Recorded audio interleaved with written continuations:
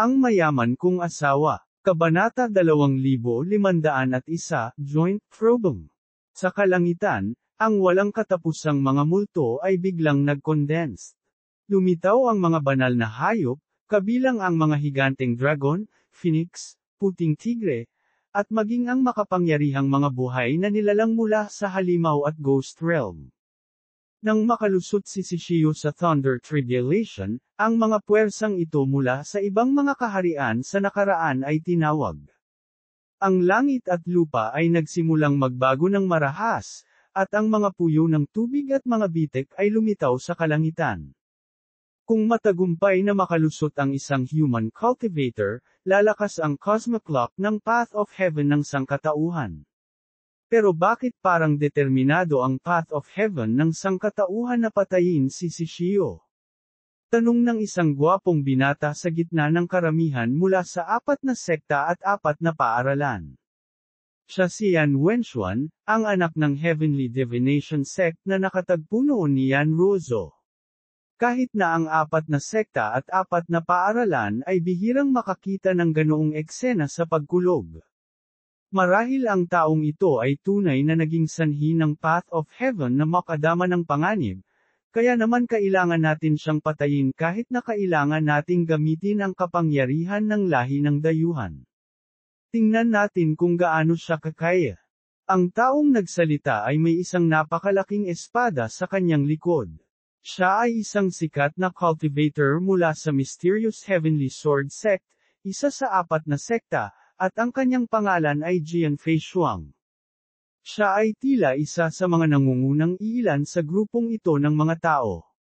Habang nagsasalita siya, ang mga tao sa paligid niya ay mukhang maingat, at ang kanilang mga boses ay hindi namamalayan.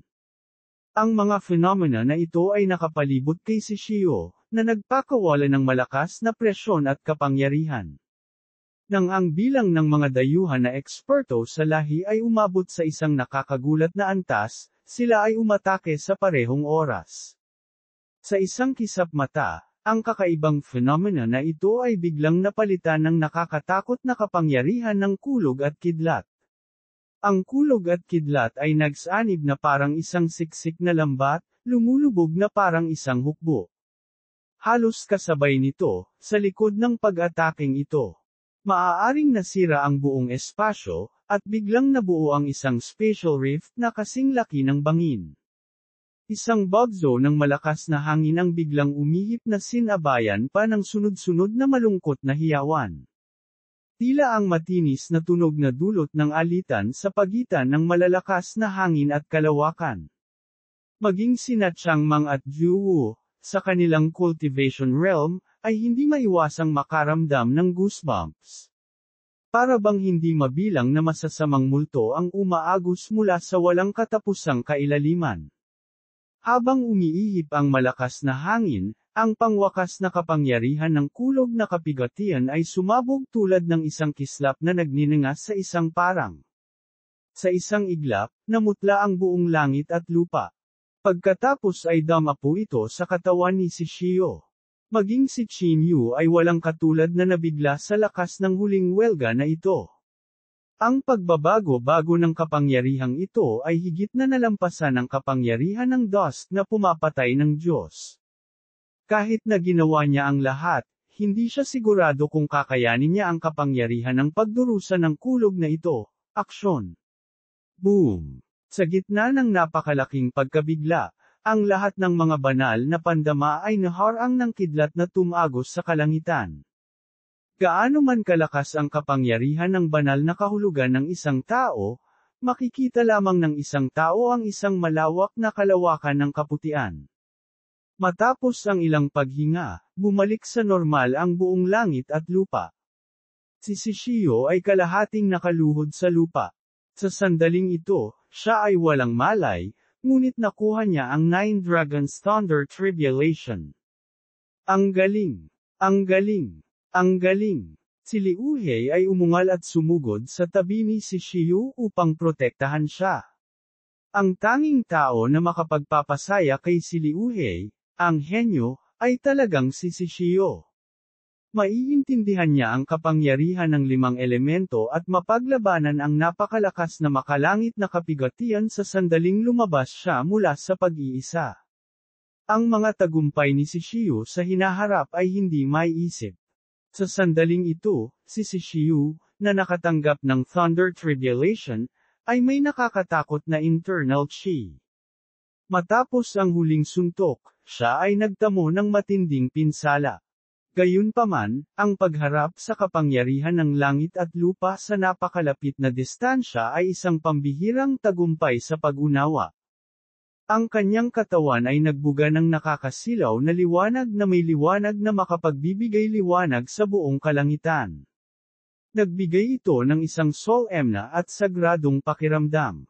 Ang liwanag ay malamang na naglalaman ng malakas na enerhiya na maaaring magpapaliwanag at maglinis ng lahat ng bagay sa paligid. After watching the small kids' tricks, it's our turn. Since nandito na tayo, paanong hindi natin ako mabibigyan ng malaking regalo? Tawa ng tawa si Immortal Crane. Magmasid kayong mabuti. Minsan lang ako sisilike. Bahagya niyang tinapik ang daliri, at may lumitaw na puyo sa pagitan ng mga daliri.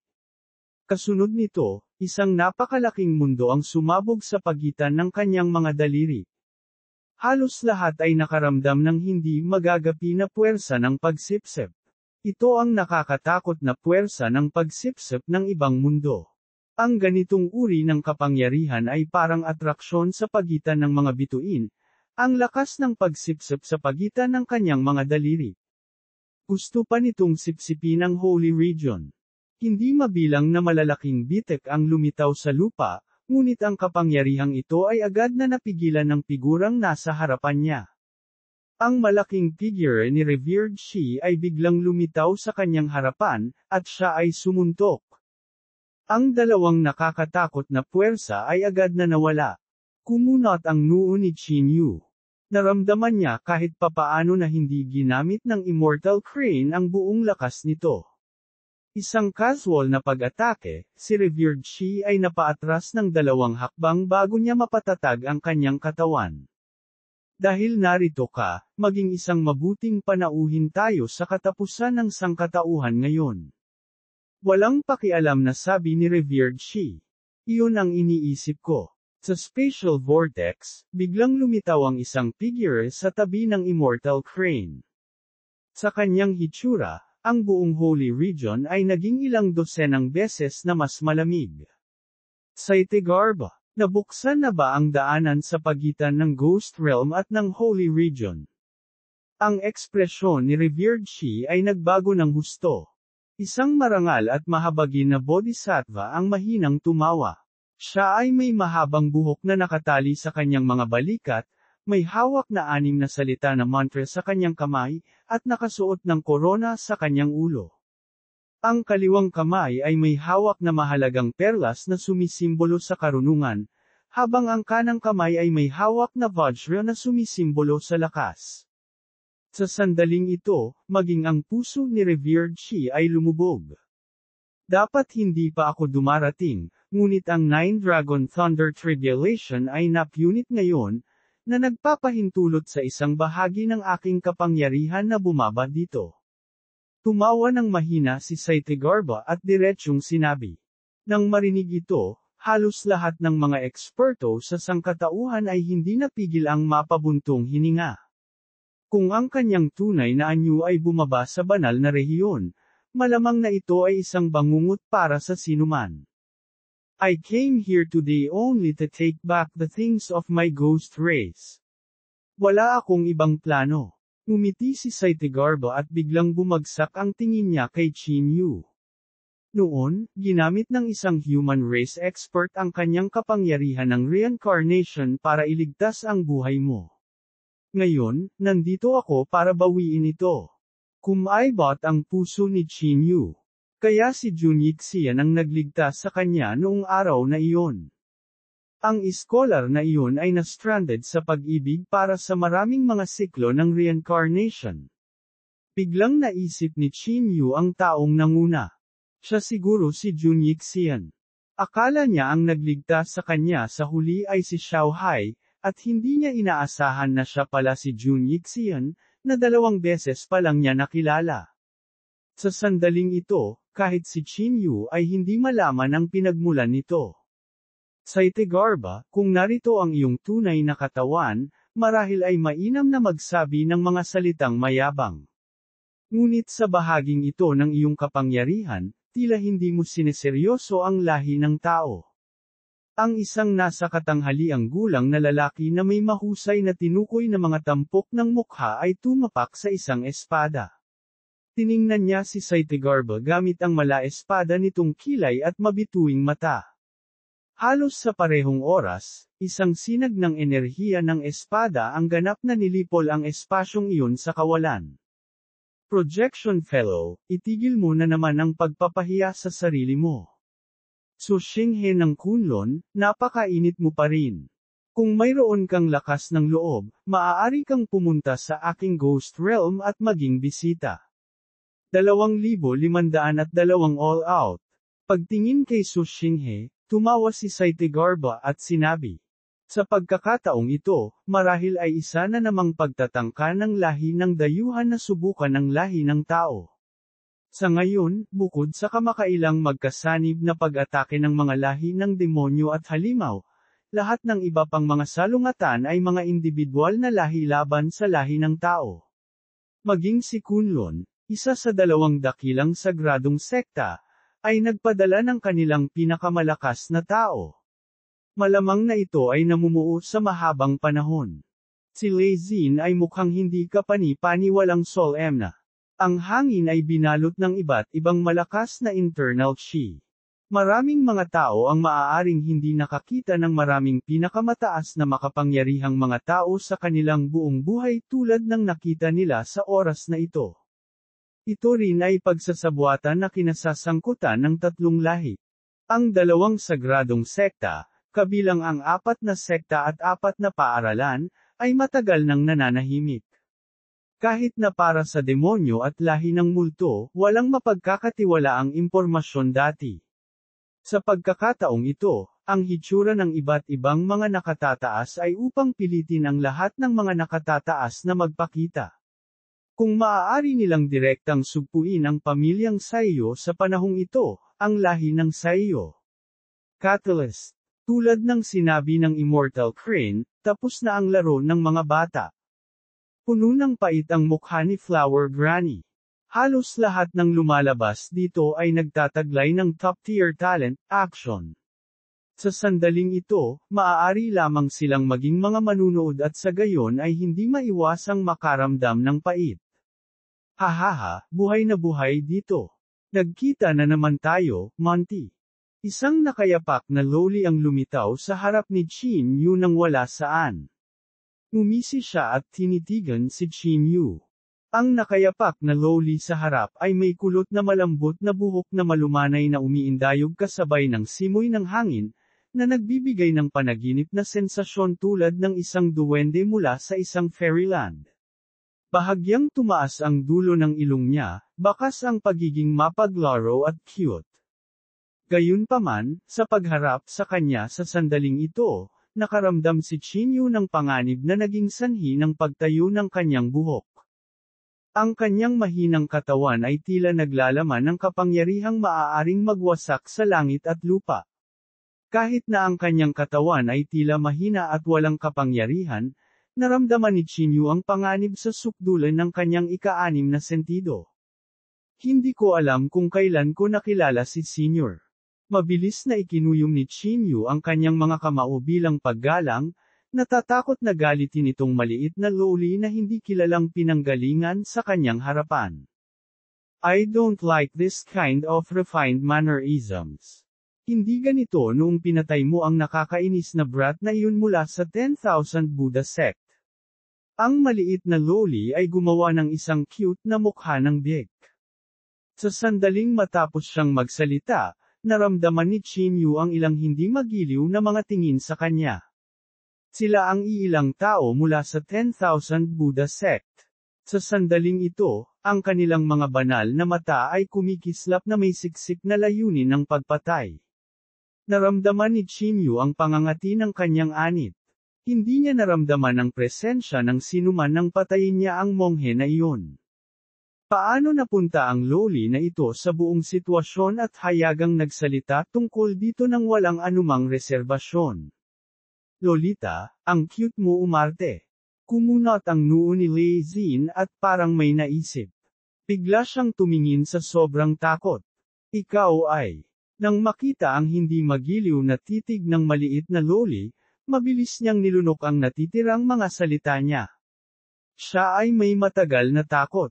Malamang na siya ay papatayin ng loli na ito na katulad ni Azur kung sasabihin niya ito. Hahaha, buhay na buhay dito. Paano tayo hindi makakasama sa saya ng monster race? Umalangaw-ngaw sa langit ang hindi mabilang na matatalim na halakhak. Sa gitna ng kawalan na iyon, biglang, ang mga anino ng mga halimaw ay bumungad ng makapal. Biglang lumitaw ang isang madilim na ulap sa kalangitan, na bumabalot sa buong mundo ng kadiliman at nakaharang sa sikat ng araw. Halos kasabay nito, biglang lumitaw ang isang surge ng berdeng masamang apoy sa lupa. Pinalibutan ng itim na usok ang apoy at nagbuga ng nakakatakot na init at mapangwasak na kapangyarihan, RAB. Biglang naging madilim at nakakatakot ang paligid. Napuno ng demonyong chi ang hangin, na naging sanhi ng pagkalanta ng mga bulaklak at halaman at naging mabaho ang pinagmulan ng tubig.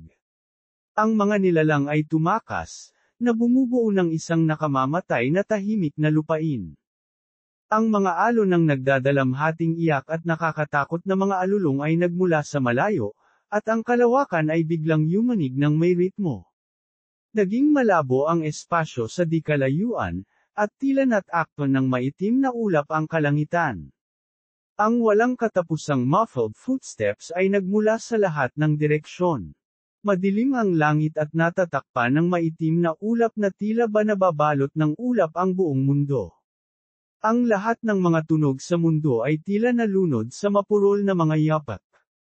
Isang hukbo ang tila naglalakad patungo sa kanila. Sa kailaliman ng kalawakan, ang walang katapusang spatial turbulence ay parang isang di nakikitang bitik, na nagpapaikot-ikot at natitiklop ang lalim ng espasyo. Sa lalim ng spatial rift, ang distansya ng isang paa ay maaaring maging 10-10 milyong talampakan kapag kumakalat. Kung walang spatial magic artifact, ang ilang mga tao ay hindi maaaring tumawid sa distansyang ito kahit na sila ay naanod sa kawalan para sa kanilang buong buhay. Sa makatuwid, nang itapon si Qin Yu mula sa banal na rehiyon, halos lahat ay nag-isip na hindi siya mabubuhay. Nakakatakot naman. Hindi naiwasang sabihin ni Yan Ruozo habang dinadama niya ang pagbabago-bago sa kailaliman ng espasyo. Sa espasyong iyon, nagngangalit ang malabagyo na enerhiya, at imposibleng mahulaan ang pagkakasunod-sunod ng mga pangyayari. Pinuno ng magulong enerhiya ang kaguluhan sa kawalan. Ang mga kakaibang rune at kidlat ay kumislap, na lumikha ng isang magulong eksena. Ang kapangyarihan nito ay hindi maisip. Ang kapangyarihan ng ilan sa mga kidlat at rune ay mas nakakatakot kaysa sa Nine Dragon Thunder Tribulation. Gayunpaman, nang ang marahas na kapangyarihang ito ay nakipag-ugnayan sa napakaitim na hukbo ng lahi ng halimaw, ito ay tila naging masunurin kaagad. Ang hindi mabilang na mga kapangyarihan ng kaguluhan sa kawalan ay dahan-daang nahulog sa ilalim ng mga paa ng nangungunang lahi ng halimaw na general na natatakpan ng napakalaking kalamnan at naghanda ng isang transparent na landas sa lupa ng dahan-dahan.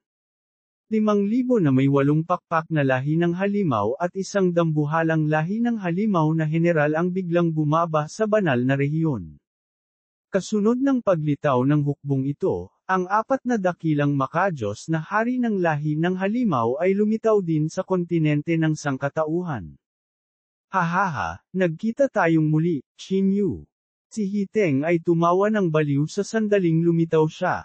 Ang kanyang katawan ay nag-aapoy ng mga demonyong apoy sa sandaling ito, at ang kanyang lakas ay tumaas kumpara sa dati. Dati, ang desperadong pag-atake ni Wan Li ay hindi maaaring makapinsala sa kanya, at ang kanyang paglilinang ay lalo pang sumulong. Siya ay naging pinuno ng maraming makajos na hari sa puntong ito. Siya ay ganap na naging ang fallen godly king ng lahi ng halimaw. Brat, nilusob mo ang lahi ng halimaw at ginulo mo ang ating mga ritual na handog. Kung hindi dahil doon, ang lahi ng halimaw natin ay nakabuo na ng 10 pakpak na lahi ng halimaw. Siguradong papatayin ka namin ngayon. Isang matinis na sigaw ang pinakawalan ni Hiteng. Sa sandaling ito, tila nabura ang kanyang mga alaala bilang tao. Habang nagsasalita siya, hindi nabubunyag ang mga alaala niya sa nakaraan. Siguradong kukutsain siya ni Hiteng bilang tao. Kung hindi dahil sa akin, makakamit mo ba, Hiteng, ang kapangyarihan ng sakripisyo at maging bagong fallen godly king? Maaari ka nang yumuko kay Lolo at magpasalamat sa akin. Nagtago si Qin Yu sa likod ng maliit na loli at pagkatapos ay nanunuya.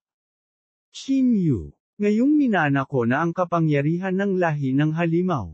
Path of Heaven, kaya kitang patayin ng walang kahirap-hirap.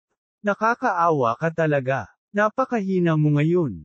Biglang, si Hiteng ay tila nagalit kay Qin Yu, at ang kanyang mukha ay lumibot.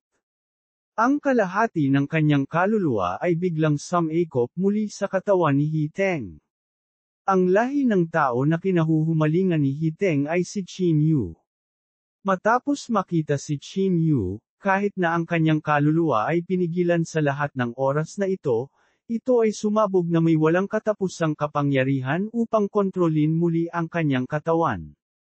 Sa sandaling ito, hindi lamang ang alyansa kundi pati na rin ang 4 na sekta at 4 na paaralan ay nakatingin kay Qin Yu.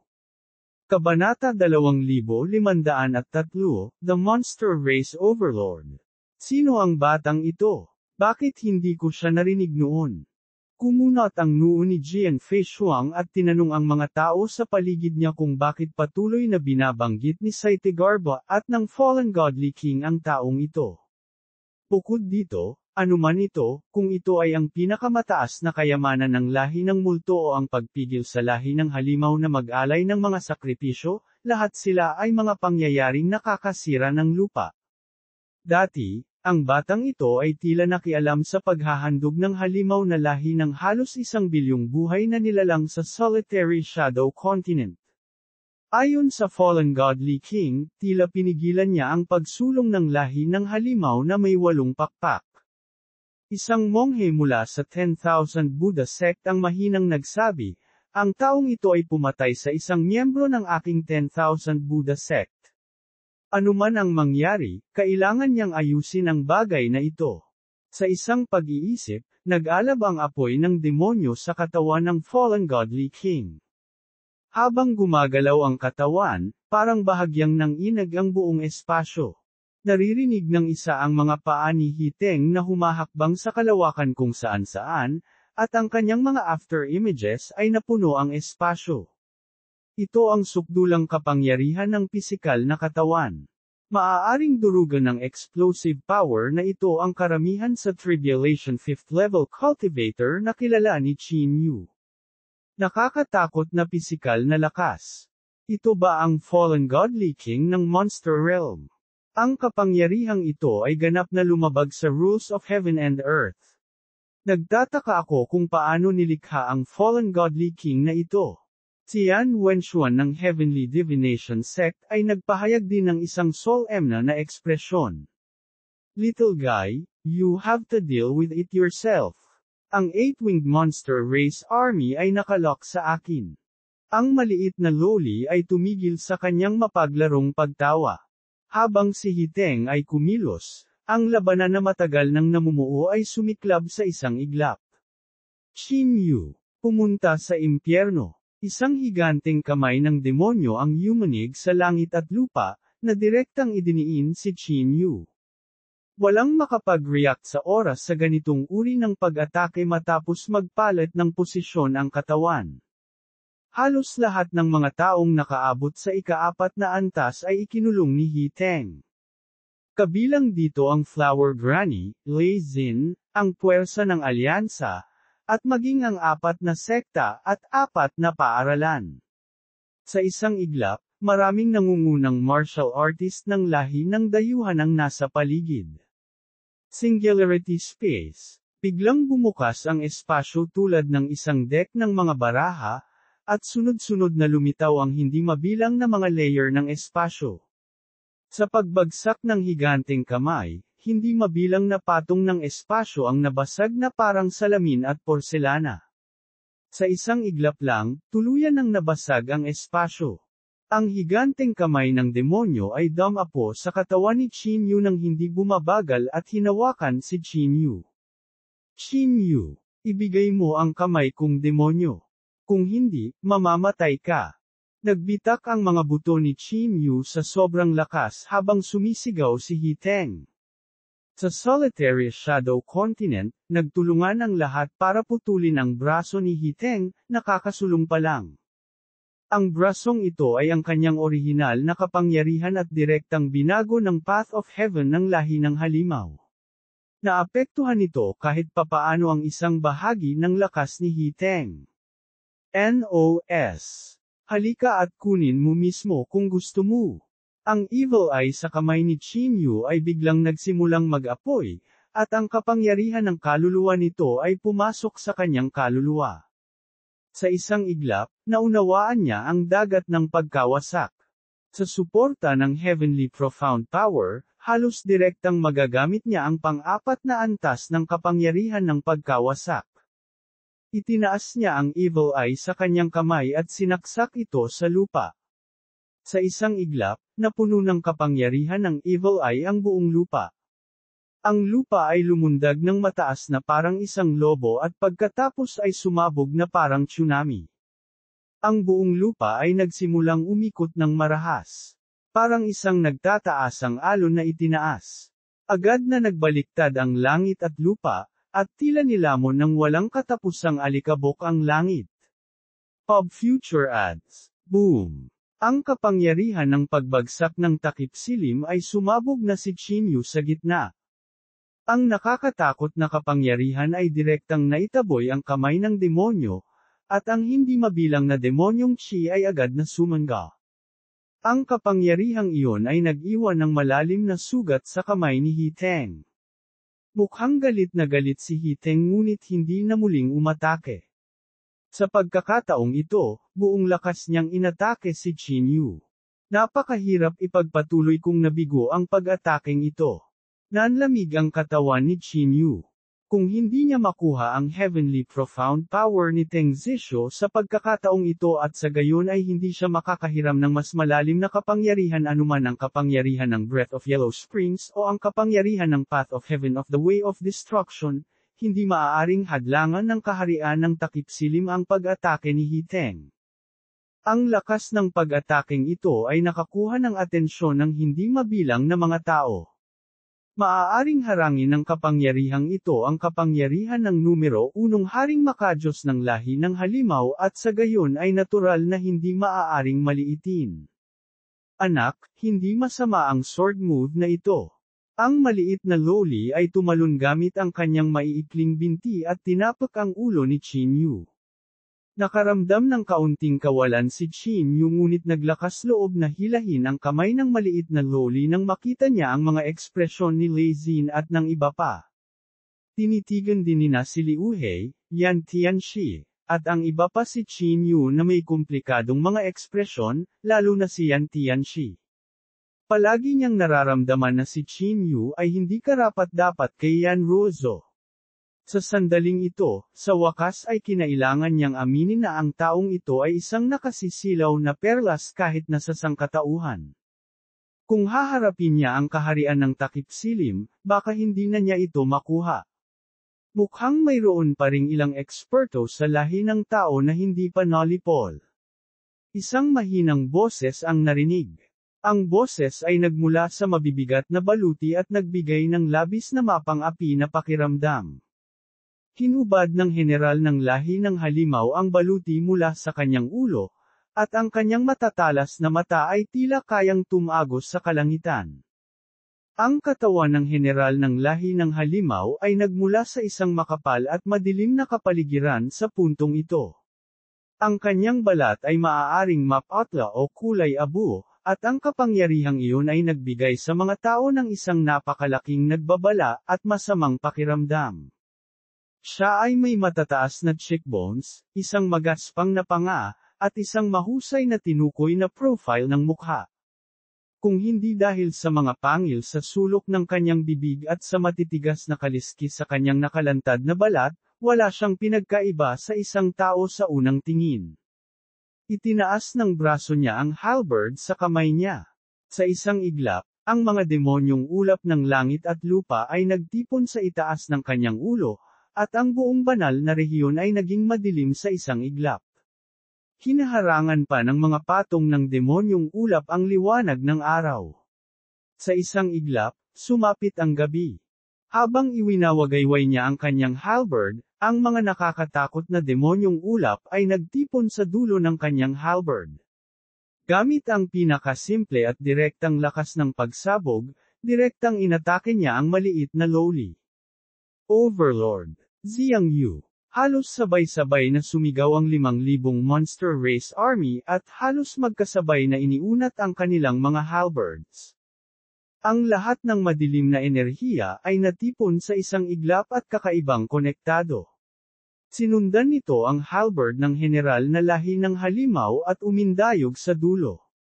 Kung saan man umabot ang kapangyarihang iyon, ito ay naging kapangyarihan ng kawalan. Ang espasyo ay ganap na natatakan ng kapangyarihang ito.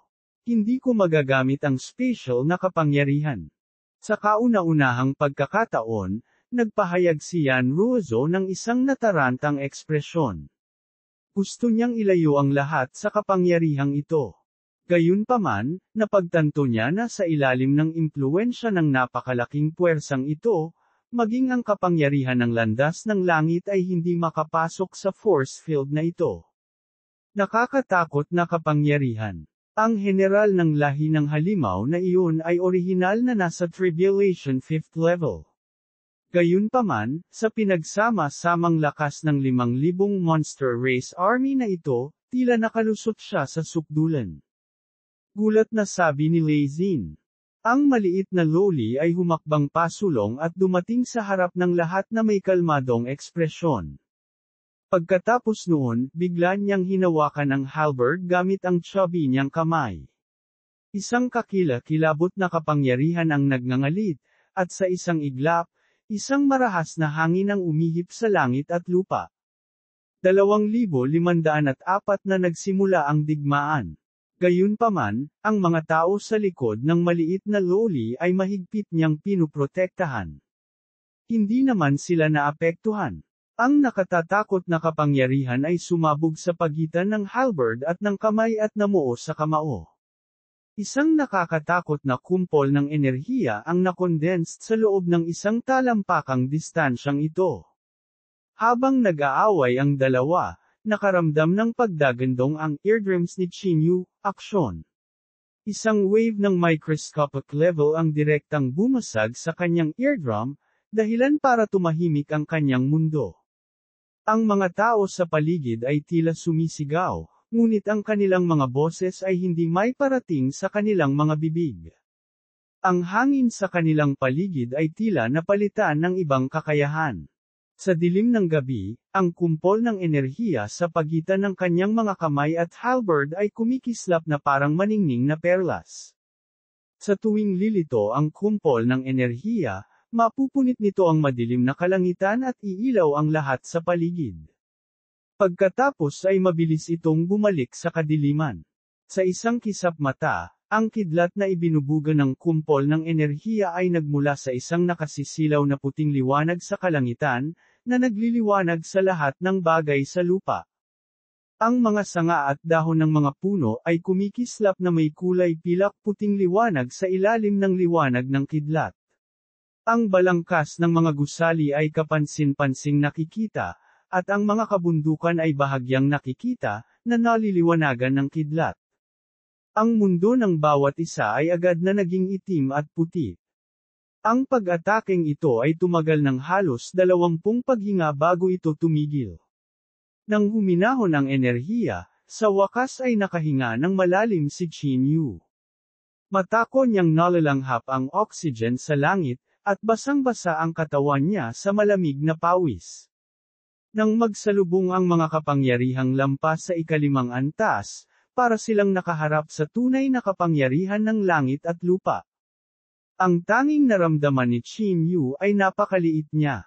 Sa harap ng gayong kapangyarihan, naramdaman ni Qin Yu na maaari siyang agad na maging pulbos kahit na bahagyang hinawakan niya ito. Ang general ng lahi ng halimaw, si Xiang Yu. Bahagyang namutla ang mukha ng maliit na loli, at tila naubos niya ang mas maraming enerhiya kaysa kay Xiang Yu para pigilan ang pagsabog ng enerhiya. Hindi ko inaasahan na ang magkasanib na pag-atake ng lahi ng halimaw ay sobrang nakakatakot. Talagang ni-level up nila ang pag-atake kay Xiang Yu sa parehong antas ng Sect Master ng Divine Knight Sect. Ang ekspresyon ni Su Xinghe mula sa Kunlun ay pangit. Ang kinatatakutan niya ay ang 8 pakpak na halimaw na lahi na ito ay tila may lakas sa maagang yugto ng ikalimang antas. Nangangahulugan ito na ang hukbo ng lahi ng halimaw na ito ay nasa lumalaking yugto pa rin. Sino ang makakalaban sa hukbo ng lahi ng halimaw na ito kung mayroong higit pang landas ng mga ritual ng paghahain ng demonyo upang pinuhin ang lahi ng halimaw na ito? Noong nakaraan, ang lahi ng halimaw ay nag-set up ng isang bitag sa Solitary Shadow Continent at pinakilos pa ang bihirang makalangit na lahi ng halimaw. Ito ay upang maiwasang maakit ang atensyon ng mga nakatataas sa sangkatauhan. Ang ritual ng paghahain ng pinakadakilang lahi ng halimaw sa Path of Heaven ay natapos sa wakas sa koordinasyon ng pag-atake ng lahi ng demonyo at bumuo ng isang mabigat na hukbo. Sa sandaling ito, lumipad ang katawan ni Xiang Yu. This time, mukhang dehado siya. Lumipad pa atras ang napakalaking demonyong katawan, binasag ang hindi mabilang na mga bato. Gayunpaman, tumayo siya na parang walang nangyari at inilabas ang halberd na nakasaksak sa kanyang dibdib. Isang malaking piraso ng laman ang napunit kasama ng halberd. Isang nakakatakot na sugat ang lumitaw sa dibdib, at ang laman ng sugat ay mabilis na gumalaw at nakabawi sa napakabilis na bilis. Palibutan ang lahat ng mga dayuhang lahi na ito at patayin sila. Si Su Xinghe ay naglaslas ng isang espada, at ang isang malaking bahagi ng teritoryo ng lahi ng demonyo ay agad na nawasak sa lupa. Ang init-init mo pa naman. Nakaupo si Immortal Crane sa upuan na parang hindi nito nakita ang pag-atake ni Su Xinghe. Kasunod ng pag-atake ng general ng lahi ng halimaw, si Xiang Yu, nagsimulang palibutan ng sangkatauhan ang 3 lahi. Pub Future Ads. Sa mga tuntunin ng mga numero, ang lahi ng tao ay higit na lumampas sa iba pang 3 lahi na pinagsama. Pagkatapos ng lahat, ito ang tahanan ng sangkatauhan, ang banal na rehiyon. Higit pa rito, habang patuloy ang labanan, parami ng parami ang sangkatauhan ang patuloy na magbibigay ng suporta. Maliban sa malaking bilang ng lahi ng demonyo, ang lahi ng multo at lahi ng halimaw ay kailangang tumawid sa isang malawak na espasyo bago nila marating ang lugar na ito. Habang nakaturo si Su Xinghe, opisyal na nagsimula ang matinding labanang ito. Ang lahi ng tao at ang iba pang 3 lahi ay naglaban sa isa't isa. Ang langit at lupa ay isang kaunos-lunos na eksena, at isang misensinang hangarin ng pagpatay ang kumalat sa hangin.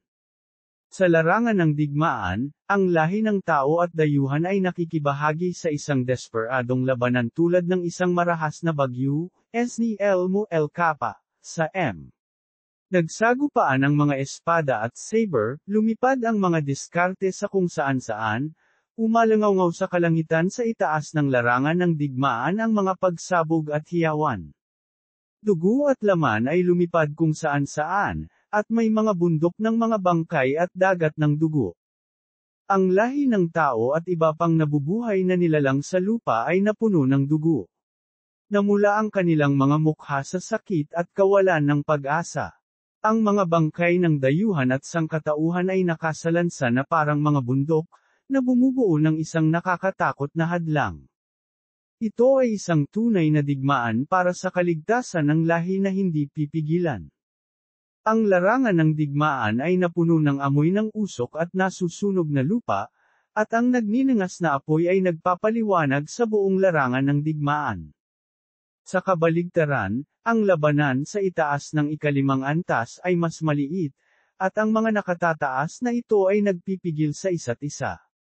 Maliban kay Hiteng, na nabaliw, ang iba ay tahimik na nanunood sa sitwasyon sa larangan ng digmaan. Sa loob ng 2 oras, ang lahi ng tao ay dumanas ng mabibigat na casualty, ngunit ang lahi ng dayuhan ay nagdusa ng maraming beses. Sa mga tuntunin ng mga numero, ang lahi ng tao ay tiyak na makikinabang ng malaki. Sumimangot si Su Xinghe, nakaramdam ng bakas ng pagkabalisa sa hindi malamang dahilan. Maaaring magparami ang lahi ng demonyo. Kasama ng halimaw at lahi ng multo, ang pinagsamang pag-atake ay hindi dahado laban sa sangkatauhan. Gayunpaman, ang pag-atake na ito ay kapansin-pansing mas disadvantageous sa iba pang 3 karera. Kung maglulunsad sila ng ganap na pag-atake, malamang na 1:1.5 ang rate ng pagkamatay. Bakit ang 3 lahi ay nahumaling sa ganitong uri ng pag-atake? Hiteng, lumayas ka sa harapan ko. Umikot at umikot ang katawan ni Qin Yu, gamit ang special na kapangyarihan ng pinanggalingan para tuloy-tuloy na mag-shuttle para maiwasan ang mga pag-atake ni Hiteng. Isang yin-yang sword chi ang naglaslas, ngunit nag-iwan lamang ito ng mababaw na marka ng espada sa katawan ni Hiteng. Sa isang kisap mata, gumaling ito sa napakabilis na bilis. Kung hindi dahil sa katotohanan na ang kanyang special power of the origin ay naging mas malalim, siya ay nabasag sa isang mitpati ni Hiteng nang hindi nagtagal. Huwag kang tumakbo, Qin Yu. Iabot mo ang braso ko. Biglang bumaba si Hiteng mula sa langit at bahagyang idiniin ang kanyang palad sa kawalan. Sa isang iglap, ang hangin ay nakompres sa sukdulan. Kahit na ang special na kapangyarihan ng pinagmulan ng Path of Heaven ay lubhang hamina. Di man it, gusto akong awayin ng lokong ito hanggang kamatayan. Nagmura si Qin Yu. Ang susi ay hindi niya siya matalo. Kahit na nagbukas siya ng 6 na major acupoints at nagtataglay ng glazed holy body, hindi siya nang ahas na kunin ang pisikal na lakas ni Hiteng. Ang Path of Heaven ng lahi ng halimaw ay nabago ang kanyang kasalukuyang katawan, at ang kanyang lakas ay umabot sa isang nakakatakot na antas. Maliban sa pangatlong galaw ng Evil Eye, ang Dusk Slaying Dusk, walang ibang galaw si Qin Yu na makatiis sa pisikal na lakas ni Hiteng. Habang nagbabago ang kapangyarihan, muling lumundag ang spatial fluctuation. Shuttle. Nagulat si Qin Yu. Gumawa siya ng spatial spell gamit ang isang kamay. Sa di kalayuan, biglang lumiwanag ang isang spatial coordinate at hinayla ang kanyang katawan palabas. Sa kanyang kabilang kamay, halos agad-agad niyang nilaslas ang isa pang sword energy. Ang enerhiya ng espada na iyon ay direktang sumabog sa dibdib ni Hiteng. Ang gulong ng Soul Fairy ay lumiwanag sa kanyang kaluluwa.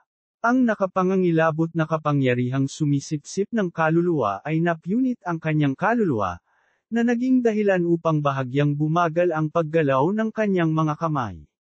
Kabanata 2505, ang nahulog na layunin ng pagpatay. Kinuha ang pagkakataon ng puwang na ito, ang kanyang katawan ay biglang hinayla sa spatial passageway at nag-teleport sa coordinate na iyon. Qin Yu, ano pa ang magagawa mo maliban sa magtago? Pagkalapag ng palad ni Hiteng, hindi siya tumigil. Sa halip, ginamit niya ang napakalaking puwersa na iyon para salakayin muli si Qin Yu. Boom! Sa pagkakataong ito, hindi nakaiwas si Qin Yu sa oras.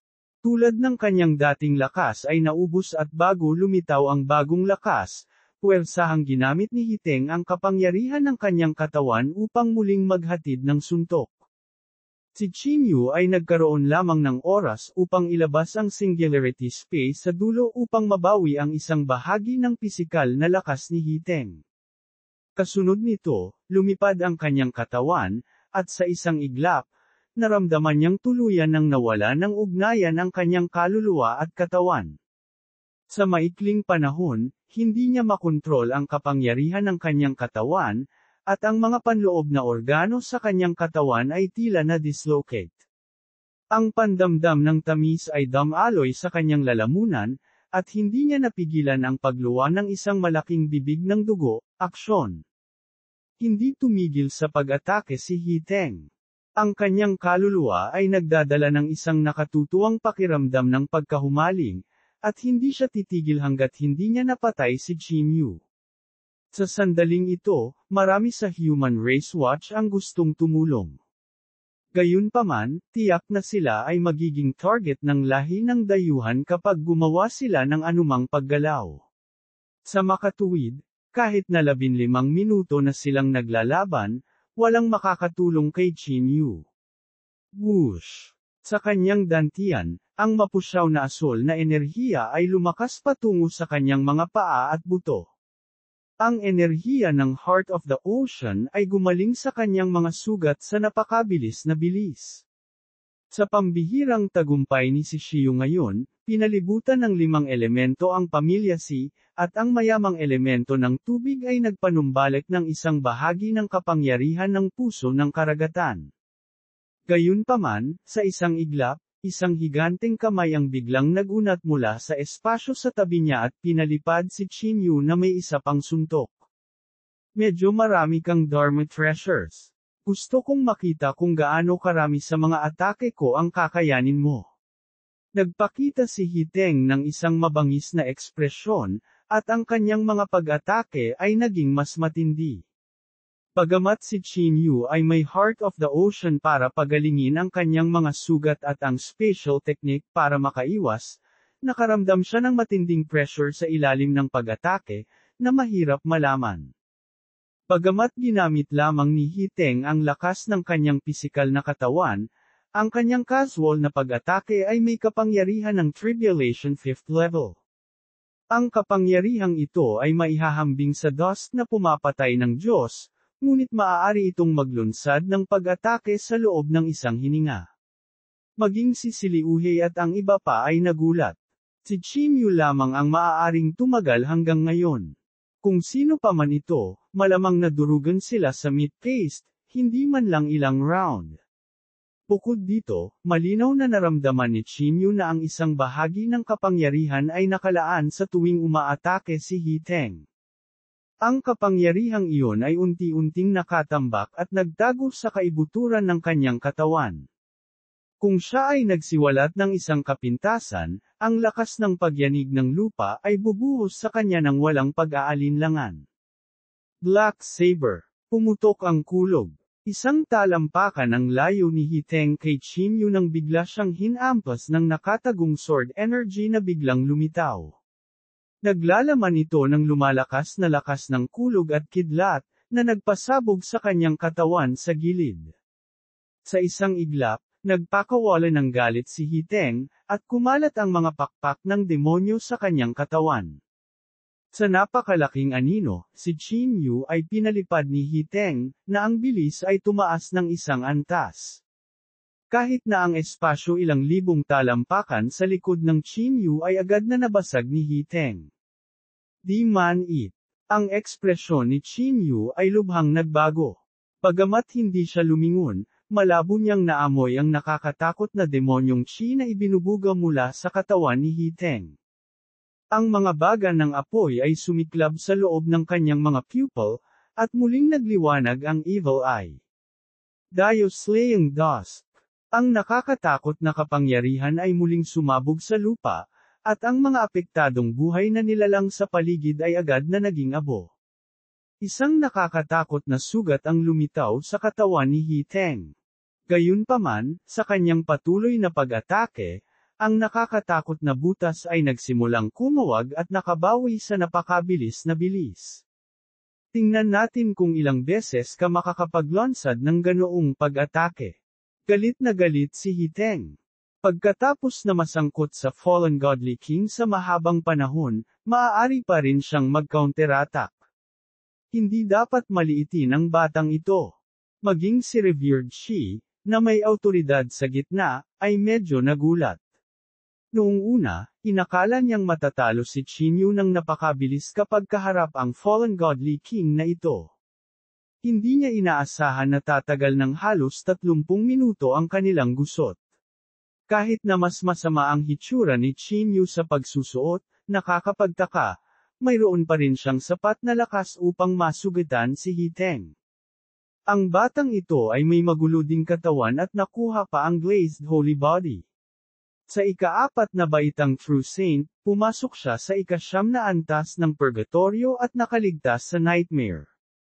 Isa rin siyang bihirang tagapagtanim ng lahi ng tao. Si Yan Minglong, sa tabi, ay nagbahagi ng ilang impormasyon tungkol kay Qin Yu. Sa sandaling ito, maging sina Lei Li, Lei Huan, at ang iba pa na may mga salungatan kay Qin Yu ay tahimik. Nagawa niya talagang linangin ang glazed holy body. Hindi nakakagulat na ang espiritual na enerhiya sa kanyang katawan ay hindi kapani-paniwalang siksik. Biglang naliwanagan si Jiang Qingyuan. Gayunpaman, tila bahagyang nagbago ang mga tingin ng mas maraming tao kay Qin Yu. May mga talaan ng nakuhang glazed holy body. Ang isa ay kailangang dumaan sa maraming pisikal na paghihirap bago ang isa ay maaaring pekain ang piraso ng banal na buto. Alam ng halos lahat kung gaano ito katigas. Maraming tao ang tumingin kay Qin Yu nang may paghanga. Saan man sila naruroon, sa huli ay iginagalang nila ang malakas. Ang katotohanan na kayang pigilan ni Qin Yu ang pinakamalakas na Fallen Godly King ng halimaw na lahi sa pakikibaka sa lahi na ito ay sapat na upang patunayan ang kanyang halaga. Direktang nag-away ang dalawa. Ito ang pinakamatinding pakikibaka sa larangang ito sa puntong ito, at nakakuha ito ng atensyon ng maraming eksperto. Desolated Divine Eye, pangalawang antas. Ang napakalaking magulong Qi ay lumundag sa mapanglo na banal na mata. Ang mundo bago ang kanyang mga mata ay biglang nagbago. Ang nakakatakot na demonyong Qi ni Hiteng sa mundo ng mapanglo na banal na mata ni Qin Yu ay nagbukas ng patong-patong. Ang proseso ng pagbawi ni Hiteng ay dahan-daang ipinakita sa mga mata ni Qin Yu. Nasa kamay na niya ang braso ng halimaw na lahi ni Hiteng. Isa itong braso na binago ng kapangyarihan ng Path of Heaven ng lahi ng halimaw. Sa kanyang nakaraang paggalugad, nabigo siyang makakuha ng pananaw sa mga misteryo sa loob. Ang pakikipaglaban kay Hiteng sa sandaling ito ay maaaring isang pambihirang pagkakataon. You're courting death. You want to pry into my body. Sa ilalim ng titig ng nakakatakot na gininto ang titig na iyon, naramdaman ni Hiteng na ang kanyang buong katawan ay hinuberan mula ulo hanggang paa. Agad siyang nagalit. Ang nakapangangilabot na kapangyarihan ng kanyang suntok ay direktang winasak ang mundo ng mapanglo na banal na mata. Sa isang buzz, naramdaman ni Qin Yu na sumabog ang kanyang dagat ng kamalayan. Ang mundo ng mapanglo na banal na mata ay nabasag, at ang kapangyarihan ng backlash ay agad na nakaapekto sa buong dagat ng kamalayan ni Qin Yu, na nagdulot sa kanya ng panandaliang pagkaantala. Sayang naman. Halos masampal ni Qin Yu ang hita ni Hiteng. Hindi niya inaasahan na ganoon kabilis ang reaksyon ni Hiteng. Halos sa sandaling buhayin niya ang mapanglo na banal na mata, winasak ni Hiteng ang kapangyarihan ng pangitain na ito. Gayunpaman, nakuha pa rin niya ang ilang mga detalye ng pagbawi ng demonyong katawan. Nililigawan mo si kamatayan, Qin Yu. Bumaba muli ang napakalaking lakas ni Hiteng, sinamantala ang pagkakataong natalo niya ang malungkot na mata ng Diyos. Direkta nitong tinapakan si Qin Yu sa lupa. Dahil sa nakakatakot na kapangyarihang ito, agad na iniluwa ni Qin Yu ang maraming fragment ng internal organs. Kinalagkad ng kanyang katawan ang isang napakalaking bangin sa lupa, at ang kanyang nakakatakot na kapangyarihan ay nabasag pa ang pagbuo ng pamilya Ji.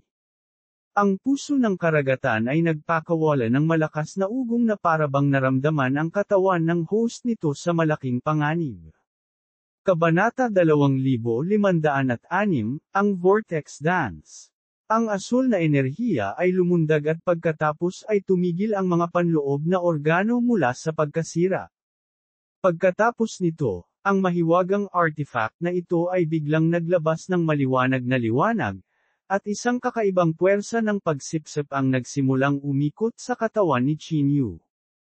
Ang katawan ni Qin Yu ay agad na naglabas ng isang layer ng malabo na Maybird na puwersa. Ang puwersang ito ay tila gumuhit mula sa kailaliman ng bawat cell. Ang puwersang ito ay agad na pumasok sa puso ng karagatan.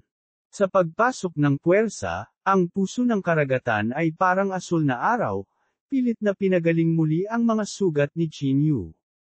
Qin Yu, ang puso ng karagatan na ito ay kumukuha ng iyong puwersa sa buhay.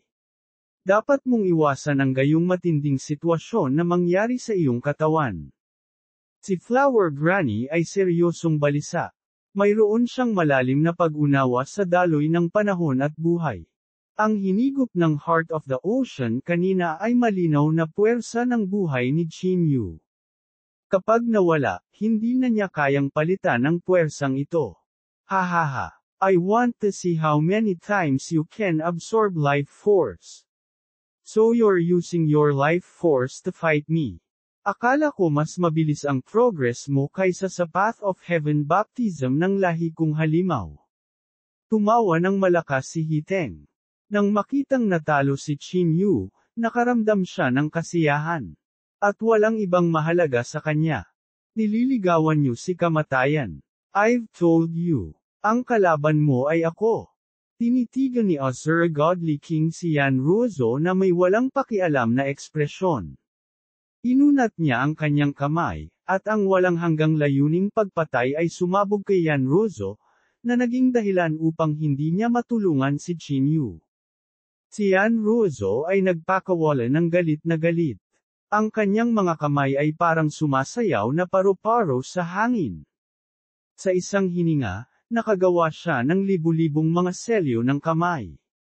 Sa dagat ng landas ng langit, isang higanteng puyo ng tubig ang lumitaw sa trono sa kawalan. Ang kapangyarihan ng pinanggalingan ay tumalon ng husto mula sa 10,000 metro sa ibaba ng dagat ng kalawakan. Pagkatapos umakyat sa trono, bumuhos ito kay Yan Ruozo. Sa isang iglap, habang ini-swipe niya ang kanyang hintuturo, isang napakalaking transparent na figure ang biglang lumitaw sa kanyang likuran. Ang figurang ito ay parang guardian giant nang bigla itong umikot.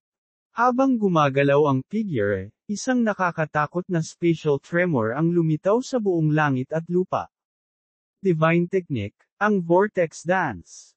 Mukhang nabigla si Yan Gain.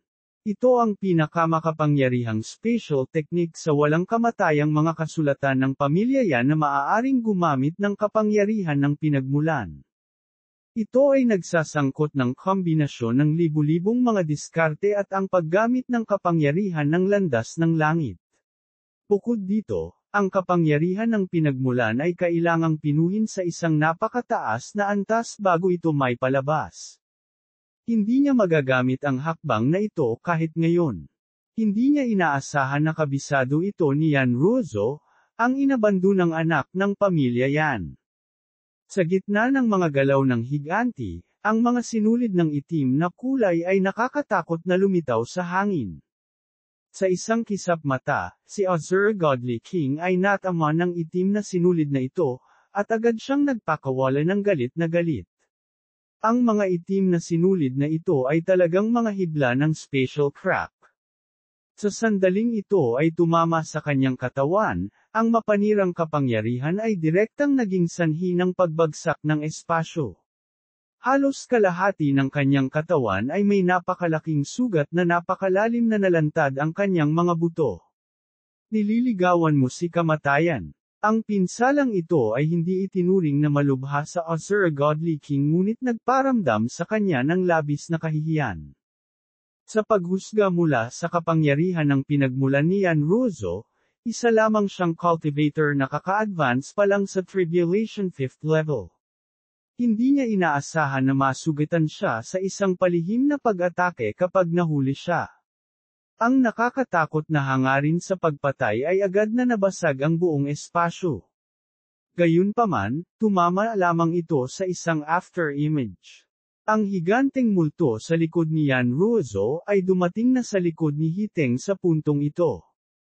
Ang Vortex Dance. Tila winuwagayway ng Spatial Giant ang palda nito, at pagkatapos ay biglang sinipsip si Hiteng sa puyo ng tubig.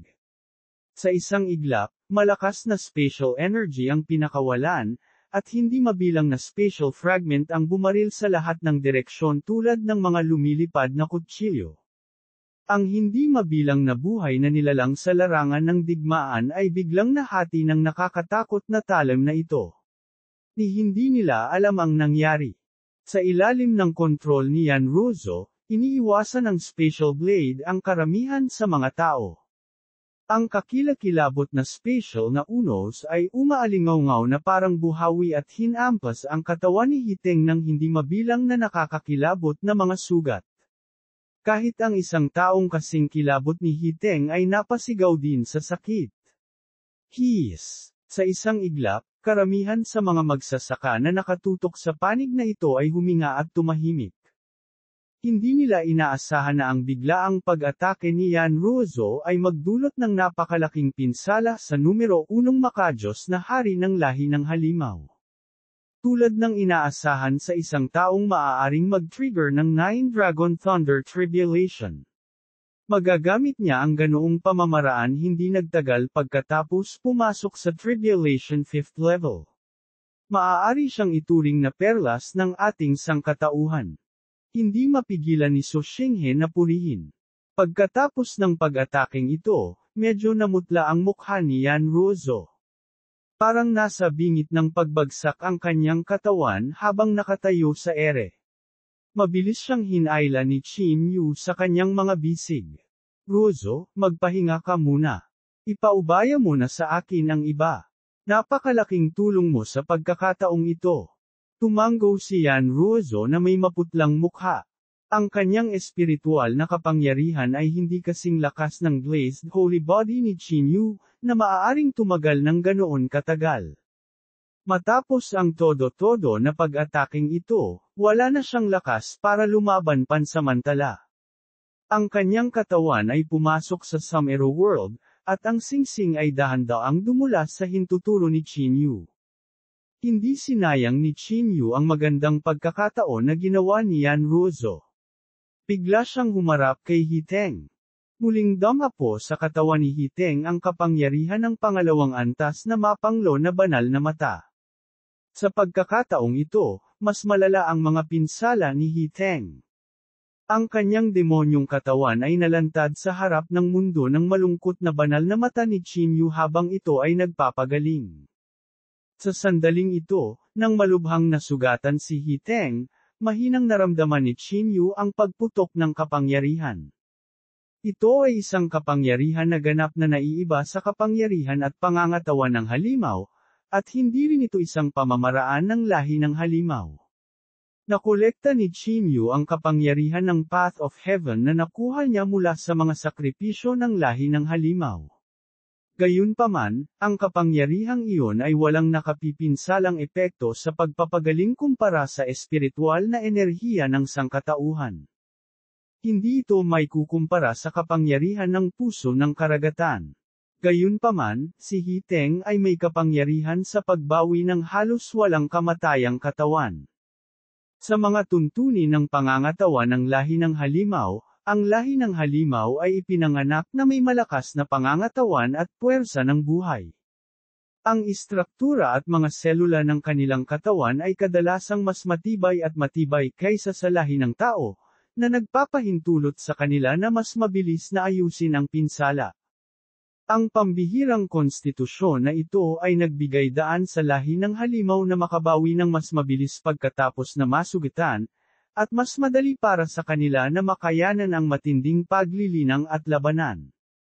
Sa ilang aspeto, ang dalawang kapangyarihang ito ay halos kapareho ng ilang lahi ng demonyo na may makapangyarihang mga linya ng dugo.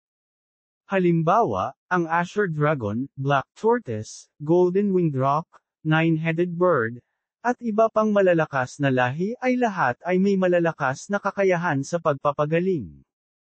Kahit na sila ay dumanas ng matinding pinsala, maaari silang gumaling ng mabilis hanggat hindi apektado ang kanilang pinagmulan. Kasama dito ang kapangyarihan ng katawan at bloodline, at hindi na mababago. Gayunpaman, ang kapangyarihan ni Hiteng, na binago ng Path of Heaven ng lahi ng halimaw, ay mas kakilakilabot kaysa sa ganitong uri ng kapangyarihan sa pagbawi. Ito ay umabot sa hindi maisip na antas. Maging ang Black Tortoise, isang banal na hayop, ay hindi naka-recover ng kasing bilis ni Hiteng. Sa ilang paghinga lang, nabawi na niya ang halos 60% ng kanyang lakas sa pakikipaglaban.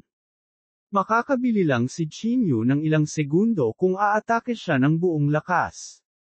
Kabanata 2507, Pagsabog ng Meteor. Tumayo si Chinyu sa himpapawid, at ang marahas na kapangyarihan sa kanyang katawan ay mabilis na tumalon patungo sa mapanglo na mata ng Diyos. Matako niyang inalis ang kanyang tingin sa enerhiya ng lahi ng halimaw. Sa ilalim ng tulong ni Ruozo ng buong lakas, tila nakahanap siya ng ilang mga pahiwatig sa kanyang sandali, ngunit walang sapat na oras. Sa gininto ang mapanglo na banal na mata, ang gininto ang kapangyarihan ng mag-aaral ay tila nagkatotoo. Nag-transform ito sa hindi mabilang na mga gintong tanikala na nakapulupot sa katawan ni Hiteng. Bakit medyo pamilyar ang kapangyarihang ito? Bahagyang itinagilid ng maliit na loli ang kanyang ulo at tinitigan ang mga golden pupils sa isang palaisipan. Halos gumaling na si Hiteng sa loob lamang ng ilang segundo. Nililigawan mo si kamatayan, Chinyu. Sa sandaling ito, naglabas ng iskarlata na liwanag ang mga mag-aaral ni Hiteng. Sa di malamang dahilan, nang dama po sa kanya ang gininto ang titig, pakiramdam niya ay nalantad ang lahat ng lihim niya.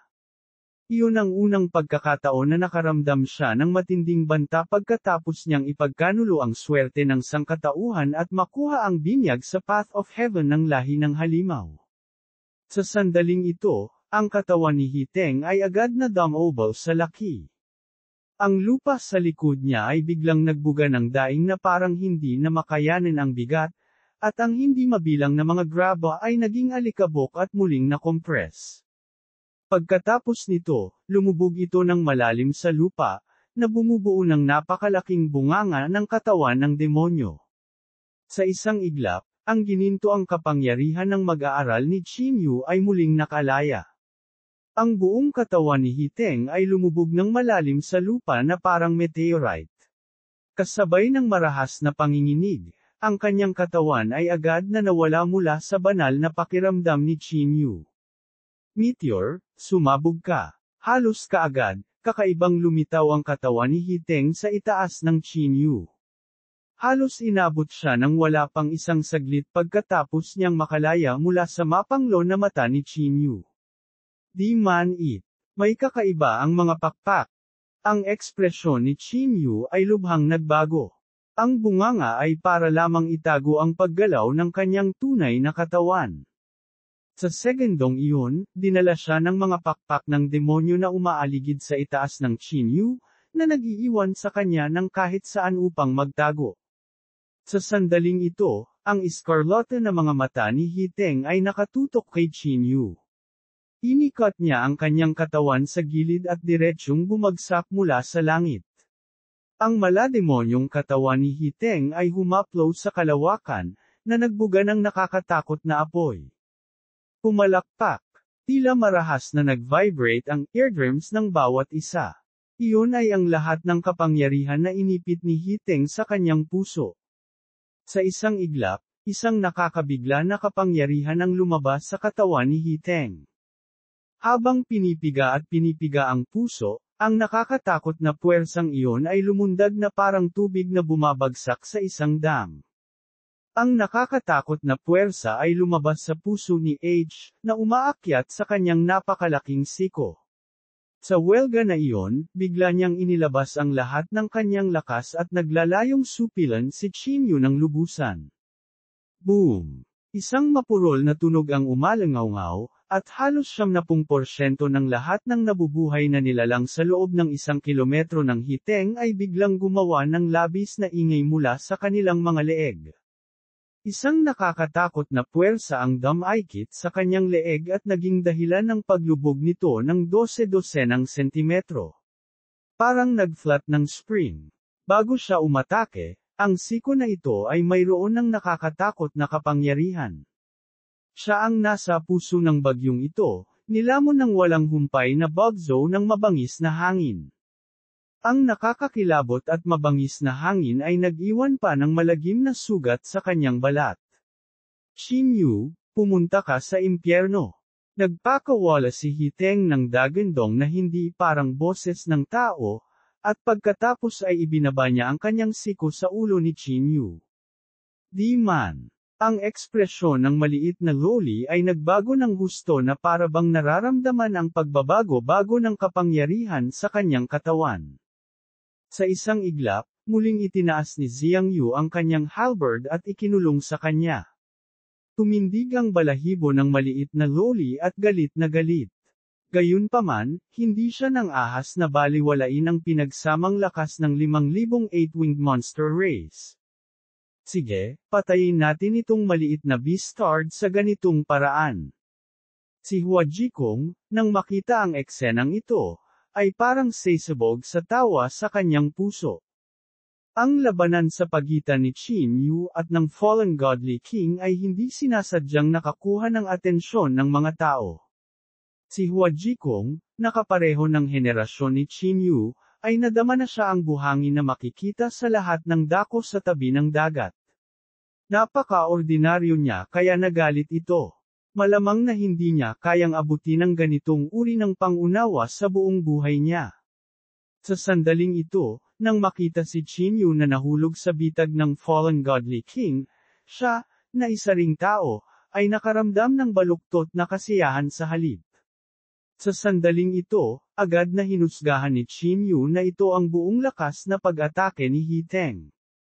Inilock ni Hiteng ang espasyo sa paligid niya. Ang hangin ay parang napuno ng tinunaw na bakal, at hindi niya maigalaw ang kanyang mga daliri. Di man ipaglalaban ko yan. Hindi ito maiwasan ni Chinyu, at sa halip ay kumalma siya. Sa harap ng kakilakilabot na kapangyarihang iyon, narinig ng lahat ang 6 na sunod-sunod na napipintong pagsabog. 6 na acupoints. Vitality Gate Acupoint. Yintang Acupoint. Yungquan Acupoint sa kaliwa at kanan. Shoufo Acupoint sa kaliwa at kanan. Nagsimula ang kapangyarihang iyon mula sa Vitality Gate Acupoint. Sumugod ito sa glabella, pagkatapos ay Yungquan Acupoint, at sa wakas mula kaliwa hanggang kanan. Ang kapangyarihan ng kanyang 6 na acupoints ay natipon sa kanyang kanang hintuturo. Ang mga binti ni Chinyu ay tumusok sa kawalan tulad ng mga ugat ng 1,000 taong gulang na puno. Buong lakas na hinawakan ng kaliwang kamay ang kanang palso. Boom! Pumutok. Ang kapangyarihan ay naglabas ng nakakapanginginig na tunog ng bigla itong dam-aikit mula sa daliri ni Chinyu. Maging si Chinyu ay kailangang ibigay ang lahat ng kanyang lakas upang makontrol ang direksyon ng pagsabog. Wala siyang oras upang pag-aralan ang paggamit ng pamamaraan. Kahit na gumamit siya ng mas kaunting lakas upang kontrolin ito, ang kapangyarihang ito ay malapit ng sumabog at saktan siya. Habang lumalabas ang kapangyarihan ng daliring ito, ang katawan ni Chinyu ay agad na nayanig ng nakakatakot na rebound force sa isang layer ng blood mist. Ang lakas ng pagsabog ng 6 na acupoints ay maihahambing sa dusk slaying ng Diyos. Gayunpaman, ang dust na pumapatay ng Diyos ay nakasentro sa paligid ng Evil Eye at kumalat na parang tsunami. Sa sandaling ito, kinokontrol ni Qin Yu ang explosive power ng 6 na aku points gamit ang isang daliri. Ang kabagsikan nito ay mas malakas. Hahaha. Nang magsalubong ang siko at daliri, nagpakita si Hiteng ng isang masasamang ngiti. Sa sandaling nagbanggaan ang dalawa, isang invisible energy wave ang kumalat sa lahat ng direksyon. Isang bombang nuclear ang tila sumabog, at wala ng buhay na nilalang ang nasa loob ng radius na 10,000 milya. Ang mga kataas-taasang eksperto ay itinulak din palayo ng nakakatakot na shockwave. Ang mga nasa ibaba ng ika-4 na baitang True Saint ay naging alikabok kaagad. Kung hindi dahil sa ang labanan sa pagitan ng dalawa ay naging dahilan ng pag-iwas sa kanila ng mga buhay na nilalang sa paligid. Ang kabagsikan ng pag-ataking ito ay malamang na mas nakakatakot. Huff, huff, huff. Demand be starred. Ginawa mo akong gamitin ang buong lakas ko para atakihin at sayangin ang pinagmulan ng kapangyarihan ng Path of Heaven ng lahi kong halimaw. Karapat-dapat kang mamatay. Nagpakawala si Hiteng ng isang baluktot na dagandong. Ang kanyang huling suntok ay bumagsak sa katawan ni Qin Yu na parang bulalakaw. Kahit na ginamit ni Qin Yu ang kapangyarihan ng kanyang 6 na aku points, hindi niya mapigilan ang nakakatakot na kapangyarihang ito. Ang lakas ng pag-ataking ito ay higit pa kaysa sa dust na pumapatay ng Diyos. Ito ay maaaring ituring na isang walang kapantay na kapangyarihan sa ilalim ng Tribulation 6th level. Nakakatakot na kapangyarihan. Napakalakas ba ng daan ng langit ng lahi ng halimaw? Lumikha ito ng napakalakas na fallen godly king mula sa hangin. Matapos ilunsad ang pag-ataking ito, sa kabila ng maraming mga dalubhasa ng tao sa ika-5 antas. Kabanata 2508, Earthly Fin Techniques. Halos lahat ay natakot sa kanilang mga talino. Tila hindi sila naniniwala na ang Fallen Godly King ay maaaring magpakawala ng gayong nakakatakot na pag-atake. Qin Yu. Ang singsing ng Sum-Ero ay lumutang sa hangin at lumipad patungo kay Elder Guai. Ang singsing ng Sum-Ero ay may mga imprint ng kaluluwa ng 3 tao. Ang isa ay kay Qin Yu, ang isa ay kay Yan Ruozhou, at ang isa ay ang dating master ng Sum-Ero Ring, si Elder Guai. Ngayong nawalan ito ng panloob na chi ng 2 tao, ang singsing ng Sum-Ero ay naging daloy ng liwanag at pumasok sa kamay ni Elder Guai. Tumulo ang luha sa mga mata ni Elder Guai at ng iba pa. Hindi sila naniniwala na makakaligtas si Qin Yu sa pag-ataking ito. Hindi alintana sina Elder Gual, Chang Mang, Ju Wu, Lei Xin, at iba pa ay nasa isang nakamamatay na labanan. Di wala silang panahon para magdalamhati. Gayunpaman, sa sandaling natanggap ni Elder Guai ang singsing ng Sum-Ero, siya ay natigilan. Sa loob ng singsing ng Sum-Ero, isang mekantab na banal na buto ang dahan-daang inaanod. Bahagya niya itong naramdaman at tila naramdaman niya ang panloob na chini-chinyu sa loob. Elder Guai, huwag kang magpakita ng anumang abnormalidad at hayaang mapansin ng iba. Iminuwestro ng kamay ni Yan Ruozhou si Elder Guai na tumahimik at hindi magbubunyag ng anumang mga pahiwatig. Isa lamang itong mekantab na banal na buto, ngunit ramdam ni Yan Ruozhou ang lumalakas na puwersa ng buhay sa loob. Si Qin Yu ay mahimalang nakaligtas sa pag-ataking ito. Hindi niya alam kung anong paraan iyon, ngunit ginawa ni Qin Yu ang himalang ito.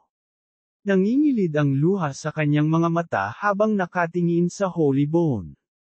Sa sandaling ito, ang banal na buto ay nagmula sa asul na kapangyarihan ng karagatan, aksyon. Ang nakakatakot na kapangyarihan ng elemento ng tubig ay dahan-daang nagpalusog sa banal na buto sa isang bagong panganak na buto. Dahil natatakot si Yan Ruozhou na maakit nito ang atensyon sa labas ng Sum-Ero World, sa isang pag-iisip, nagpadala siya ng makapal na energy barrier upang takpan ang fragment na iyon ng Holy Bone. Nag-trigger niya ang breath-seeking formation na itinakda ni Wang Feng dati.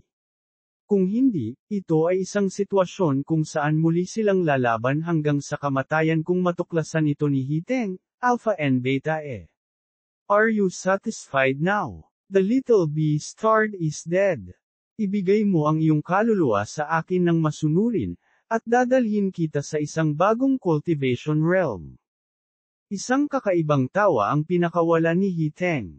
Pinunit niya ang kalawakan at tumalon dito, ganap na hindi natatakot sa nakakatakot na spatial turbulence. Si Saitigarba, sa pagitan ng mga ilusyon, ay tumitig sa dalawa at nagpakita ng kakaibang ngiti.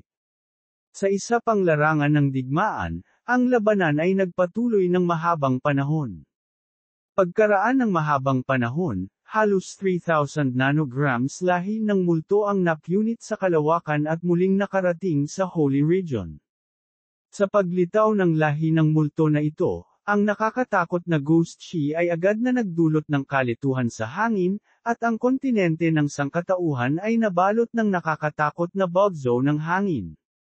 Ang hindi mabilang na mga patay na kaluluwa ay nagpakawala ng matinis na dagandong na para bang gusto nilang suwayin ang ayos ng landas ng langit at pumunta sa lahi ng mga multo. Xiao Hai, you're finally here. Matagal na kitang hinihintay. Nagliwanag ang mga mata ni Xiao Sheng, at tumawa siya ng baliw. Isang buhay na nilalang na may maamo at mainit na mukha ang nakatayo sa gitna ng mga pinuno ng lahi ng multo. Sa laban na ito, kakampi tayo. Hindi tayo makakalaban sa isa't isa. Tumingin siya kay Xiao Sheng, nakamukhang kamukha niya at mukhang hindi nagulat. Ngumiti siya ng mahina at isang malumanay na puwersa ang nagpabalik kay Xiao Sheng sa Immortal Crane. Ang iyong kuya ay medyo kawili-wili. Umupo sa trono ang Immortal Crane at hindi namamalayang nagsiwalat ng kakaibang ekspresyon. Kuya Xiao Hai, paano ka naging battle commander ng Ghost Race? Xiao Hai, minsan mong ginugol ang iyong oras sa Nanzhou para sa kapakanan ng sangkatauhan na nabubuhay na nilalang sa Nazo. Di man it, naging alapyers ka ng lahi ng multo. I've always treated you as the most respectable person. Tuldok tuldok tuldok. Ang hitsura ni Xiao Hai ay nagdulot ng kaguluhan sa sangkatauhan, lalo na sa Nazo, kung saan alam ng lahat ang alamat na ito. Pilit niyang tinawid ang patay na dagat gamit ang kanyang pisikal na katawan at ginamit ang kanyang sariling lakas upang pilitin na pigilan ang North Plain sa pagsakop sa Nanzhou. Gayunpaman, sa pagkakataong ito, si Xiao Hai ay naging commander ng labanan ng lahi ng multo. Nakangiti pa rin si Xiao Hai habang kinakalas niya ang balabal na nakatali sa kanyang mga balikat. Iyon ay ang Xiao Hai sa nakaraan. Ang kasalukuyang siya ay ang hindi hadlang na mensahero ng impyerno. Inihagis niya ang balabal sa hangin, at sa isang iglap, tahimik na lumawak ang balabal na parang isang higanteng bulaklak na masiglang namumukadkad, na bumabalot sa paligid. Ang balabal na iyon ay talagang kabilang mundo ni Xiao Hai. Underworld Insight. Ang kapangyarihan ng kaayusan ay biglang bumuhos, at ang nakakagulat na tunog ng mga kadena na nagsasalpukan ay maririnig sa hangin. Ang mga tanikala na ito ay tumusok ng malalim sa kalawakan, at isang kakaibang panloob na chi ang tumagos sa kontinente. Ang mga mukha ng sangkatauhan na nabubuhay na nilalang ay nagsiwalat ng walang kapantay na nakakatakot na mga ekspresyon. Napagtanto nila ang isang impyerno na lumitaw sa harap nila. Ang ibig sabihin ng Underworld Insight ay makatagpo ng mga espiritu, malalim na pag-aaral sa banal, at pagkakaroon ng insight sa kailaliman ng Underworld. Ginagamit nito ang kapangyarihan ng banal na kakayahan upang ipatawag ang impyerno sa harap ng sangkatauhan. Sa isang iglap, halos ilang libong buhay na nilalang ng sangkatauhan ang labis na natakot sa impyerno na biglang lumitaw sa banal na kahulugan, at sila ay nagpumiglas at humihingal sa lupa. Ito ang tunay na underworld, at kahit na ang mga nakipaglaban dito ay mga elite ng sangkatauhan, hindi nila mapaglabanan ang sukdulang takot na ito sa underworld. Ipinagbabawal na tubig. Habang binibigkas niya muli ang dalawang salita na incantation, maraming pagtaas ng tubig sa loob ng lugar na natatakpan ng kanyang balabal. Ang ipinagbabawal na tubig na ito ay tumutukoy sa isang ilog na hindi madaanan o nakakalason. Ito ay isang lugar sa impyerno kung saan ang mga tao ay ipinagbabawal na maglakad, at ito ay madalas na itinayo sa mga bawal na lugar. Sa sandaling bumagsak ang ipinagbabawal na tubig, hindi mabilang na mga tao ang namatay muli ng malungkot. 72 Earthly Fiend Techniques. Ito ang ultimate forbidden technique sa Netherworld. Natutunan ito ng lahi ng multo na nabubuhay.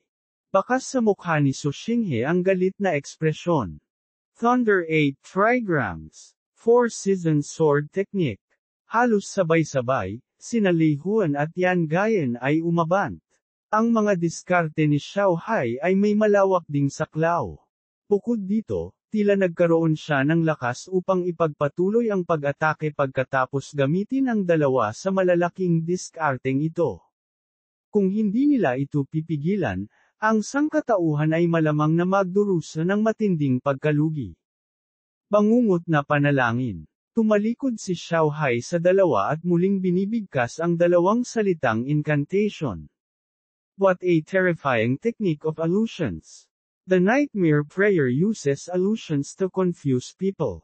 It is also called the illusion technique in short. Ang mga tamaan nito ay nasa bangungot.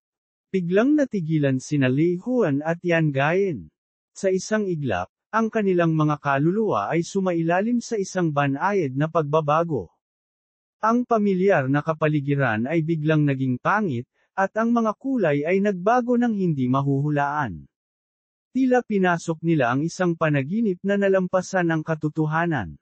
Sa sandaling ito, ang balangkas ng mundo ay naging malabo, at ang dalawa ay naglakas loob na gumalaw. Pitek.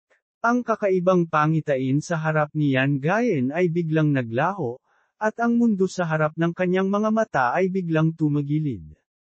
Iniunat ni Xiao Hai ang kanyang kamay at dinurog ang kanyang leeg. Sa huling sandali, ang lakas ng kulog ay sumabog, at si Li Huan ay nakatakas mula sa mundo ng ilusyon. Whoosh! Si Li Huan, na sinusunog ang kanyang espiritual na enerhiya, ay tumakas ng hindi lumilingon. Namumula ang kanyang mukha, at hindi niya maiwasang lumingon para tingnan si Xiao Hai. Hindi niya akalain na magiging katulad sila ng maliliit na sisiw sa harap ni Xiao Hai, na walang panlaban. Si Yan Tianxi at ang iba pang miyembro ng pamilya Yan ay napahiyaw sa sakit.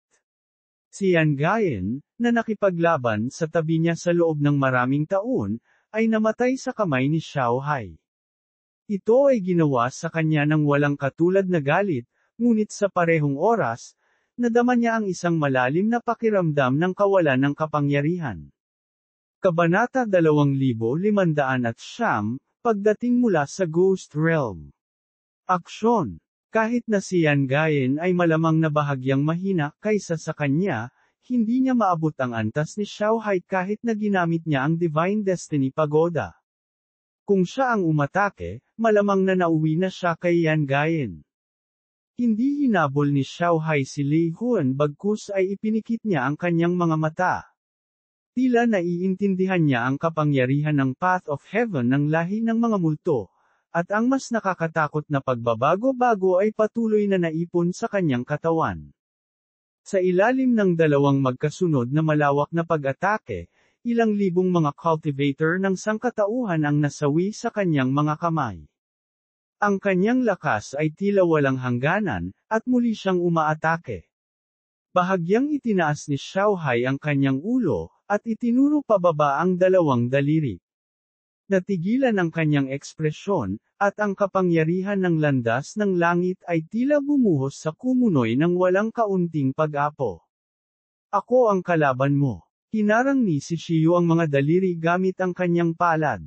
Lumipat ang kapangyarihan tulad ng paggalaw ng mga bituin at pagkatapos paikutan ang kanyang palad, muli niyang sinuntok si Xiao Hai. Boom! Isang anino ng Fifth Mountain ang lumitaw sa kanyang palad, at ang mabibigat na bigat ng mga bato at matatayog na taluktok ay agad na sumabog. Pinalipad si Xiao Hai. Ang biglaang pagbabagong ito ay nakakuha kaagad ng atensyon ng maraming tao. Si Xiao ay gumaling na sa kanyang mga sugat. Excited na naghiyawan ang mga tao ng pamilya Si. Matapos ang pag-atres ng maraming taon, sa wakas ay ipinakita ni si Xiao ang kanyang kapangyarihan sa lahat sa unang pagkakataon. Hindi niya binaygo ang pamilya Si. Si Xiao Hai, na madaling nakapatay ng 2 tao, ay pinalipad. Ang tuktok ng bundok ay muling nag-transform sa isang guwantes at damapo sa kanyang kamay. Ito ang guwantes na ibinigay ni Qin Yu kay Yan Tianxi dati. Hindi niya alam na ngumiti si Saitegarba at nagtanong. Anong deal ang ginawa ni si Liu He kay Yan Tianxi at ibinigay ni Yan Tianxi ang Peak of Tribulation Transcending Divine Artifact na ito sa pamilyang Si. Bahagyang tumapik si Xiao Hai sa hangin at bumalik sa gilid ng Ghost Race. Paano na? Nakangiting tanong ni Saitegarba. Napakalakas. Kung kailangan, kaya ko siyang suluhin para hindi siya umatake ng iba. Nakangiti pa rin si Xiao Hai na parang walang makakaapekto sa kanyang isipan. Napakalakas na ba ni Kuya? Si Xiao ng pamilyang si Xiao ay tumingin sa figurang nasa itaas ng kanyang ulo na tulala. Bigla niyang naramdaman na hindi ito totoo. Palagi niyang pinag-benchmark si Xiao, at ang agwat sa pagitan nila ay isang bangin na pinaniniwalaan niyang kaya niyang tulay. Sa sandaling ito, ang kapangyarihang ipinakita ni Xiao ay ganap na nagpayanig sa kanyang kumpiyansa na makahabol. Ito ang kalupitan ng landas ng mga magsasaka. Bago ang pagdating ng gininto ang landas ng langit, maaaring itinuring ng marami ang kanilang sarili sa unahan. Ngayong bumaba na ang maunlad na edad ng landas ng langit, ang mga tunay na pagkakaiba ay nahayag. Pamana ng bloodline, mga pagsasaayos na ginawa ng mga nauna, at personal na kapalaran ng kosmiko noon pa man. OVS. Naramdaman ni si Liu He ang pag-iisip ni si Xiao at bumantong hininga. Sa panahon ng pagbabago ng Path of Heaven Year, siya ay sumulong sa True Saint sa isang hindi magagapi na paraan. Pinatay niya si Xuanji Zi at ginamit ang kanyang bagong Advanced True Saint na kapangyarihan para labanan si Din Lei, kung saan isang galaw lang siya. Sa oras na iyon, naniniwala siya na siya ay nasa tuktok ng sangkatauhan. Kinailangan ng oras upang unti-unting tanggapin ang pakiramdam ng pagkakaiba. There's no need, as she should be here soon. It's time to test kung may reserba ba talaga ang lahi ng tao o matagal na itong naubos. Kung papalarin tayo, ngayon ang araw na bumagsak ang sangkatauhan. Biglang naging mamamatay tao ang ekspresyon ni Saitegarba. Halos kasabay nito, si Su Xinghe, ang loli ng Divine Knight Sect, Revered Shi, si Xiu, Yan Ruozo, at iba pa na may malalim na paglilinang, ang kanilang mga ekspresyon ay biglang naging sobrang pangit. Sabay-sabay nilang ibinaling ang tingin sa lupain ng lahi ng multo. Isang lubhang nakakatakot na kapangyarihan ang biglang bumaba sa daanan na nag-uugnay sa kaharian ng mga multo at sa mundo ng mga tao. Bakit may isa pa sa 5th level and above sa Ghost Realm? At wala kaming napansin. Nagngagat ang mga ngipin ni Revered Shi at naikuyom ang kanyang mga kamao. Ang kanyang mga buko ay nakausli, at ang kanyang mga ugat ay tumambad sa kanyang balat na parang hindi mapakali na ulupong. Bumaon ng malalim ang kanyang mga kuko sa kanyang palad, at tumulo ang dugo, ngunit hindi niya namamalayan iyon. Mariin niyang itinikom ang kanyang mga labi at napakalakas na nagngangalit ang kanyang mga ngipin na nagdulot ng mga kaluskos. Parang gusto niyang durugan lahat ng galit niya. Napakapangit ng mga ekspresyon ng loli ni Su Xinghe ni Kunlun at Divine Knight Sect. Ang isang pagsulong sa itaas ng ikalimang antas ay dapat na dumaan sa mahabang paglalakbay, at napakadaling maramdaman ang proseso nito. Lalo na nang lahat sila ay nasa ikalimang antas pataas, at nararamdaman nila ito ng kanilang mga kaluluwa, kahit na ito ay isang tao mula sa lahi ng dayuhan. Ang pag-abot sa cultivation realm na ito ay talagang nakikipaglaban para sa kapangyarihan ng langit at lupa. Sa bawat karagdagang tao, magkakaroon ng mas maliit na bahagi ng kapangyarihan ng langit at lupa na mapagsasaluhan. Ito ay tulad ng pakikibaka para sa kaligtasan ng buhay sa mga pinaka-primitive na nilalang, kung saan ang pinakapiling mga mandaragit ay palaging isang minimal na nakapirming numero. Biglang naramdaman ni Su Xinghe at ng iba pa ang lamig sa kanilang mga gulugod. Ang pagkamatay ni Yan Tianfeng ay tila isang foreshadowing. Sa isang mas kaunting nangungunang mandaragit at ang kumpletong pagtatago ng lahi ng multo, nagawa nilang masecure muli ang kanilang posisyon sa pagkakataong ito. Sa pagkakataong ito, ang sangkatauhan ay hindi na makakaranas ng anumang pagkalugi. Kung talagang hindi ito gagana, maaari na lamang nating malungkot ang ekspresyon ni Su Xinghe. Ang Sword Aurora sa kanyang kamay ay umuugong ng sukdulan na para bang naramdaman nito ang matinding pagpatay sa amo nito. Nagpatuloy ang labanan, at maraming buhay na nilalang ang namamatay halos bawat segundo. Gayunpaman, habang dahan-daang lumalakad ang figure mula sa kawalan, parami ng parami ang nakadama ng nakakatakot na pag-iral na iyon. Ang mga malalakas na magsasaka na iyon ay tumigil sa pag-atake ng sabay-sabay. Tahimik nilang hinintay na bumaba ang taong iyon. Sa wakas, sa gitna ng kidlat na pumuno sa kalangitan, biglang nagdilim ang langit, at natakton ng maitim na ulap ang kalangitan. Ang buong mundo ay tila naging madilim. Tumigil sa pag-ihip ang hangin, at tila nanginginig ang lupa. Isang di nakikitang presyon ang bumalot sa lahat ng bagay sa paligid, dahilan upang manginig ang mga tao. Ang isang figure ay dahan-daang lumipad mula sa kalawakan, na parang lumalangoy sa tubig. Isang silver mask ang dahan-daang lumitaw sa harap ng lahat. Sa sandaling ito, sa Sumero World, si Qin Yu ay ganap na walang kamalay-malay sa sitwasyon sa labas. Kahit na ito ay isang matinding labanan, siya ay ganap na hindi alam. Nakaharap sa pagsabog ng meteor ni He Teng, kahit na ginamit niya ang lahat ng kanyang 6 na acupoints. Sa huling sandali, ang kanyang kaluluwa ay nakaunat at naghatid ng isang lubhang nakakatakot na pakiramdam ng kamatayan. Ilang beses nang lumabas ang paalala na ito, at tila ito ang kapangyarihang naiwan ng kanyang ama. Ang naunang paalala ay noong naiintindihan ni Qin Yu ang dagat ng kalawakan at malapit ng pagsamahin ang kanyang kaluluwa na imprint sa dagat ng landas ng langit. Pagkatapos ng pakiramdam na iyon, itinigil ni Qin Yu ang pamamaraang ito at tinahak ang landas ng anomalya. Sa pagkakataong ito, ginawa ng paalala ni Qin Yu ang halos kalahati ng kanyang kapangyarihan sa mapanglo na mata ng Diyos. Sa huling sandali, muli niyang nilock si He Teng.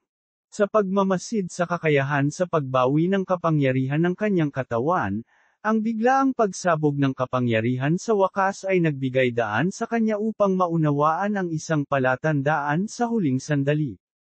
Ang kapangyarihang iyon ay isang bagong kapangyarihan na pinagsama ang kaluluwa at ang kapangyarihan ng demonyo sa kanyang katawan.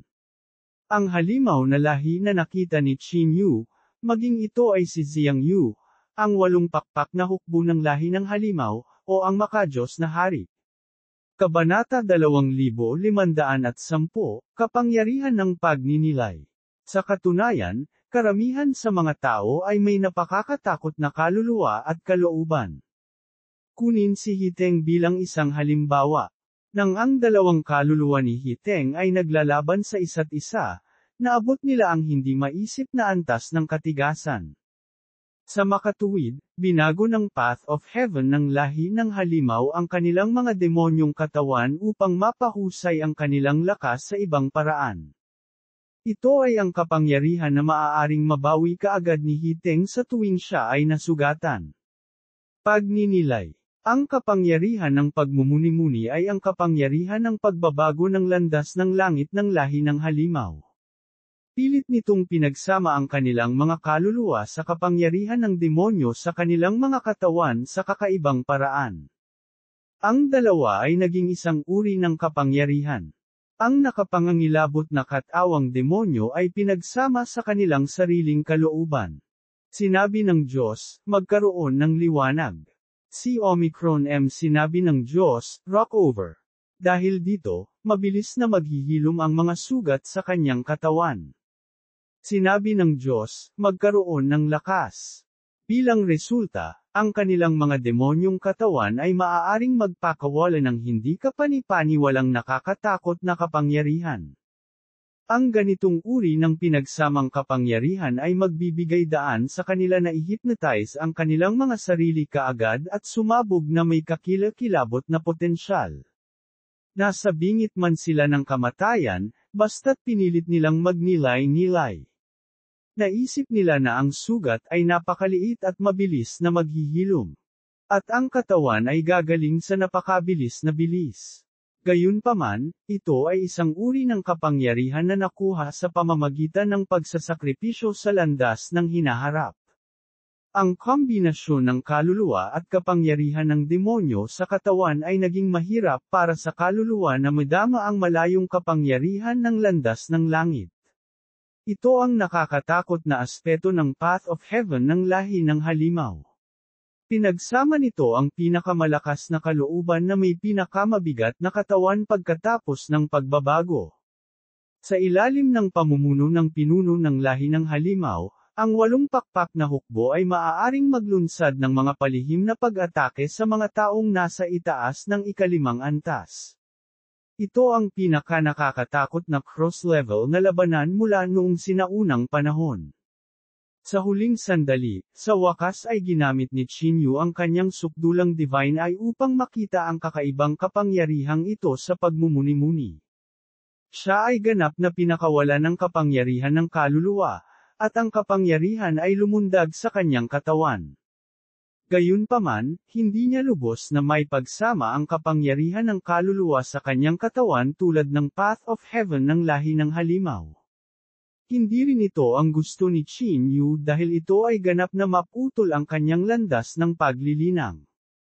Sa makatuwid, pilit lamang niyang ginamit ang kapangyarihan ng kaluluwa para hatiin sa 6 na bahagi at tumagos ng malalim sa kanyang 6 na acupoints.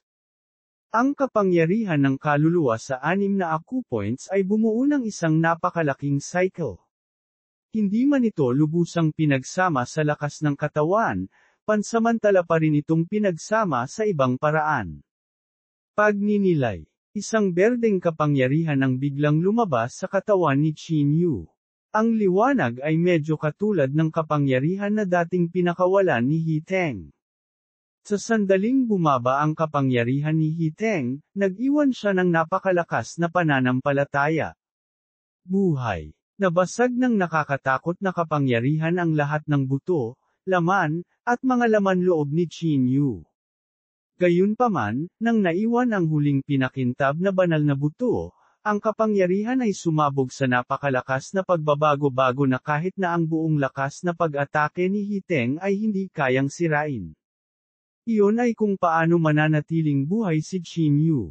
Sa sandaling ito, sa tulong ng Heart of the Ocean, tuluyang gumaling ang kanyang katawan. Ang marahas na elemental na enerhiya ng langit at lupa sa panahon ng labanang ito ay naglalaman ng napakalakas na elemento ng tubig. Pinahintulutan din ito ang puso ng karagatan na sumipsip ng walang katapusang kapangyarihan. Kung hindi, hindi niya alam kung gaano katagal ang kanyang katawan upang ganap na gumaling. Masyadong mahina ang katawan ko ngayon. Kailangan kong mag-absorb ng enerhiya ng mabilis para ma-regenerate ang glazed holy bone. Napangiti ng mapait si Qin Yu at ginalaw ang kanyang braso. Ang kanyang kasalukuyang katawan ay nabuo sa pamamagitan lamang ng paghalay. Ito ay hindi ang lakas ng makintab na banal na katawan sa lahat. Gayunpaman, sa gitna ng kaguluhan, natuklasan niya na pagkatapos ng muling pagsilang na ito, ang tigas ng bahaging iyon ng banal na buto ng gulugod ay tumaas sa ibang antas. Pakiramdam niya ay naging halos 50% itong mas malakas kumpara sa dati. Ito ay isang nakakatakot na pagtaas. Ang mapanirang kapangyarihan ng meteoric na pagbagsak ni Hiteng ay tila lumikha ng mas mahirap na glazed holy body para sa kanya. Pagpapalawak mula sa gulugod na ito, ang katawan na lilito sa ibang pagkakataon ay tiyak na magiging mas kakilakilabot, at hindi ito isang bagay na inaasahan ni Qin Yu.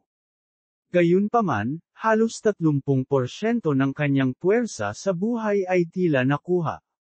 Sa sandaling ito, ang puwersa ng buhay na nakapaloob sa kanyang katawan ay kapansin-pansing mas malabo kaysa dati. Nakakatakot na kapangyarihan ng Fallen Godly King. Parehong nasa ikalimang antas, ngunit napakalaki ng agwat. Hindi napigilan ni Qin Yu na bahagyang manginig. Noong una ay naisipan niyang gamitin ang kapangyarihan ng kanyang 6 na acupoints para harangan ang pag-ataking ito. Pinagsama niya ang recovery power ng meditation na naintindihan niya sa huling sandali, kasama ang explosive power ng kanyang 6 na acupoints upang mabawi ang isang bahagi ng kapangyarihan, at ang mahimalang puso ng karagatan upang ganap na makabawi. Hinigop pa niya ang kanyang nakakatakot na puwersa ng buhay. Ang kombinasyon ng mga salik na ito sa wakas ay nagligtas sa kanyang buhay. Kasalukuyang nakatitig si Qin Yu sa braso ni Hiteng. May sugat sa braso ang halimaw na nasa harapan niya. Hindi kapani-pani walang mabilis itong nakabawi, at maingat na napagmasdan ng mapanglo na mata ni Qin Yu ang pagbabagong ito. Ang hindi mabilang na mga banal na kaisipan sa kanyang banal na dagat ay galit na hinuhusgahan ang daan ng pagninilay.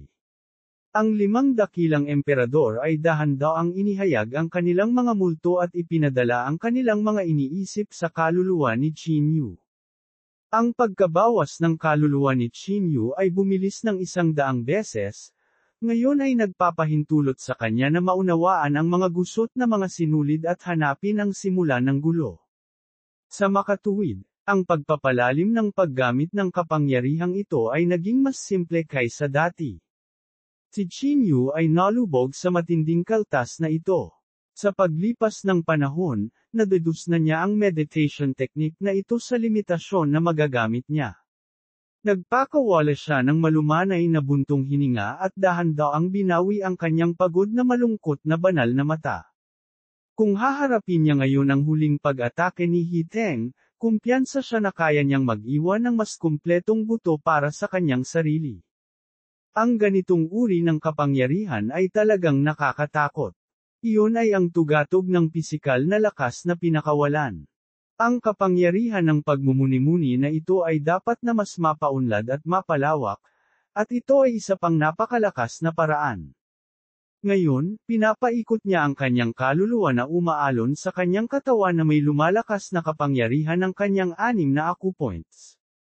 Ang pagsasanib sa pagitan ng kaluluwa at katawan ay napakaliit lamang. Upang makamit ang sukdulang kapangyarihan ng pagsasanib ng kaluluwa at pagkatapos ay mapalabas ang kapangyarihan, ang dalawa ay kailangang kumalas. Ito ay isang hindi kapani-pani walang mapaghamong balanse upang makamit.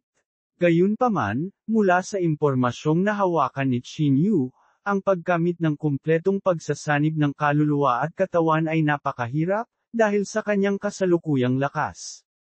Maaari lamang silang pansamantalang magsama at pagkatapos ay agad na maghiwalay. Sa sandaling iyon, ito ay talagang sapat na upang ilabas ang kapangyarihan ng pagmumuni-muni. Qin Yu, gising ka na. Ayos ka lang ba? Nayanig ang Sumero World, at biglang lumitaw ang katawan ni Yan Ruozo. Pagkapasok niya, sumugod siya sa mga bisig ni Qin Yu at niyakap siya ng mahigpit. I'm fine. Hindi pa nga kita pinakasalan eh. Paanong may problema? Niyakap ni Qin Yu si Yan Ruozo sa kanyang mga bisig at sakam na naamoy ang mahinang halimuyak ng kanyang buhok. Ngunit nakita kong tinamaan ka ng kapangyarihan ni Hiteng. Masyadong nakakatakot. Bagamat ramdam ko ang puwersa ng iyong buhay mula sa makantab na banal na buto, naisip kong hindi ka na makakabawi ng walang ilang dekada. Tumulo ang luha sa mga mata ni Yan Russo, at nabahira ng dugo ang kanyang damit. Hindi siya nang ahas na tumigil ngayon, natatakot na harapin niya ang nakakatakot na katotohanan kung gagawin niya iyon.